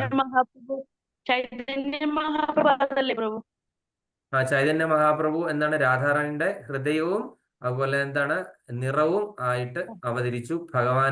ഭഗവാൻ തന്നെ രാധാറാണിയുടെ ഹൃദയവും നിറവുമായിട്ട് അവതരിച്ചു. ഭക്തന്റെ ഭാവമായിട്ട് അല്ലേ? ഭക്തന്റെ ഭാവം. രാധാറാണി എന്താണ്? പരമഭക്തയാണ് അല്ലെ? പരമഭക്ത. ആ ഭക്തിയുടെ ഭാവത്തിൽ അവതരിച്ചു. അടുത്തത് ആരെങ്കിലും ഉണ്ടോ? ലതാമ്മ മാതാജി. ലതാമ്മ എന്നാണോ ലളിതാ മാതാജി എന്നാണോ? എന്താണ് പേര്? ലളിതാമ്മ എന്നാണ് അല്ലെ? ലതാമ്മ എന്നാണ് ഇതിനകത്ത് കണ്ടിരിക്കുന്നത്. അതുകൊണ്ടാണ് സംശയം തോന്നിയത്. മാതാജിയല്ലേ വീട്ടിൽ വന്നത്? അതെ അതെ. ഹരിപോൾ. മാതാജി ഇങ്ങനെ ഈ ഇരുട്ടത്തിരുന്ന് കഴിഞ്ഞാൽ എങ്ങനെ മനസ്സിലാകുന്നത്?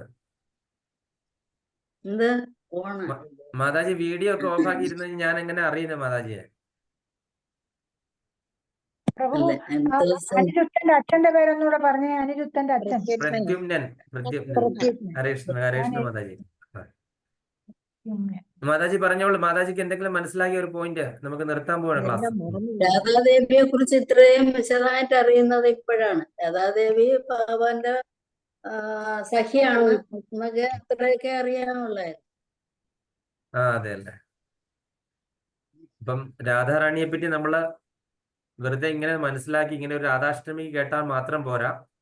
ഇനിയുള്ള ദിവസങ്ങളിലൊക്കെ തന്നെ ആ ഒരു രാധാറാണിയുടെ സ്മരണ ഉണ്ടാകണം.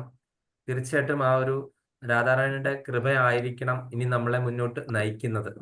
ആ ഒരു രീതിയിലേക്ക് ഓരോരുത്തർ രാധാഭാവത്തിലേക്ക് എത്തുക എന്നുള്ളതാണ് പ്രധാനപ്പെട്ട ആ ഒരു നമ്മളുടെ ജീവിതത്തിന്റെ ആ ഒരു ലക്ഷ്യം. നമ്മൾ രാധാറാണിയുടെ ഭാവത്തിലേക്ക് എത്തുക. അതിലേക്ക് എത്തണമെങ്കിൽ വലിയ പാടാണ്. അതിൽ ഒരു തുള്ളിയെങ്കിലും ആ ഭക്തിയുടെ ഒരു ഭാവത്തിന്റെ ഒരു തുള്ളിയെങ്കിലും നമുക്ക് തരണമെന്ന് യാചിക്കുകയാണ് നമ്മൾ ചെയ്യേണ്ടത്, രാധാറാണിയുടെ ഭക്തിയുടെയും ഭാവത്തിന്റെയും. ഹരേ കൃഷ്ണ മന്ത്രം ജപിക്കുമ്പോൾ ഹരേ എന്നുള്ളത് രാധാ ദേവിയാണെന്നുള്ളത് മനസ്സിൽ ഓർമ്മിച്ചാൽ മതി ഇല്ലേ?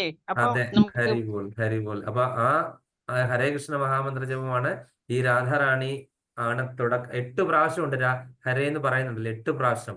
അപ്പം രാധയ്ക്കാണ്, ബാക്കി കൃഷ്ണ 4 പ്രാവശ്യം, രാമ 4 പ്രാവശ്യം. അപ്പൊ ഏറ്റവും കൂടുതൽ പറയുന്നത് ഹരയാണ്. അപ്പൊ ഈ ഹരേ തന്നെയാണ് മന്ത്രത്തിൽ വന്ന് അവതരിച്ചിരിക്കുന്നു രാധാറാണി, നമ്മളിലേക്ക് മോക്ഷം തരാൻ, നമ്മളോട് കൃപ തോന്നിയിട്ട് രാധാറാണി മന്ത്രരൂപത്തിൽ വന്ന് അവതരിച്ചിരിക്കുന്നു ഹരേ കൃഷ്ണ മഹാമന്ത്രത്തിൽ. അപ്പൊ നമ്മൾ ആ മഹാമന്ത്രം ജപിക്കുക, നമ്മൾ അതിൽ കൂടെ രാധാറാണിയുടെ ആ ഒരു കൃപയും കടാക്ഷവും നമ്മൾ നേടുക. ശാന്തകുമാരി മാതാജിക്ക് എന്തെങ്കിലും പറയാനുണ്ടായിരുന്നു? ശാന്തകുമാരി അമ്മ. രാധാറാണി അവതരിച്ചത് 1000 ഇതളുള്ള താമരയിലാണെന്ന് ഇപ്പൊ അറിഞ്ഞു. ഹരിബോൾ. അതെ മാതാജി, അപ്പൊ കേട്ടു എല്ലാം. സന്തോഷം മാതാജി. അത്രയെങ്കിലും രാധാറാണിയെ പറ്റി നമ്മൾ ഒരു വാക്കെങ്കിലും നമുക്ക് പറയാൻ പറ്റുവാണെന്നുണ്ടെങ്കിൽ അത് എന്താണ്, ഭയങ്കര ഭയങ്കര വലിയ കാര്യങ്ങളാണെന്ന് ആചാര്യന്മാര് പറഞ്ഞിരിക്കുന്നത്. രാധാറാണിയെ പറ്റി ഒന്ന് സ്മരിക്കുക, രാധേരാധയെന്നൊന്ന് വിളിക്കുക, രാധാറാണിയുടെ കീർത്തനം ആലപിക്കുക, രാധാറാണിയുടെ പറ്റിയുള്ള ക്ലാസ്സുകൾ കേൾക്കുക. ഇത് എന്ത് ചെയ്തു കഴിഞ്ഞാലും എന്താണ്, ഭയങ്കര കൃപയുള്ളവരാണ്, ഭയങ്കര ഭാഗ്യം ചെയ്തവരാണെന്നാണ് പറയുന്നത്. അപ്പൊ തീർച്ചയായിട്ടും നമ്മൾ എല്ലാവരും ഭാഗ്യം ചെയ്തവരാണ്. നമുക്ക് എന്താണ് രാധാറാണിയെ പറ്റി ഇന്ന് സംസാരിക്കാണ്ട് പറ്റി എന്നുള്ളത് കൊണ്ട് തന്നെ. അപ്പം അതുകൊണ്ട് നമ്മള് ഇന്നത്തെ ഇത് വൈൻഡപ്പ് ചെയ്യുവാണ്. വഞ്ചകൽപതരൂപശ്ച കൃപാസിന്ധുഭ്യവച്ച പതിനാന പാവനേഭ്യോ വൈഷ്ണവേഭ്യോ നമോ നമഃ. അനന്തകോടി വൈഷ്ണവന്ദി ജായ്, അനന്തകോടി ആചാര്യവന്ദി ജയ്, ഗൗരവപ്രമാനന്ദി. ഹരി ഹരി ബോൾ. ഹരേ കൃഷ്ണ. കൃഷ്ണ പ്രഭു.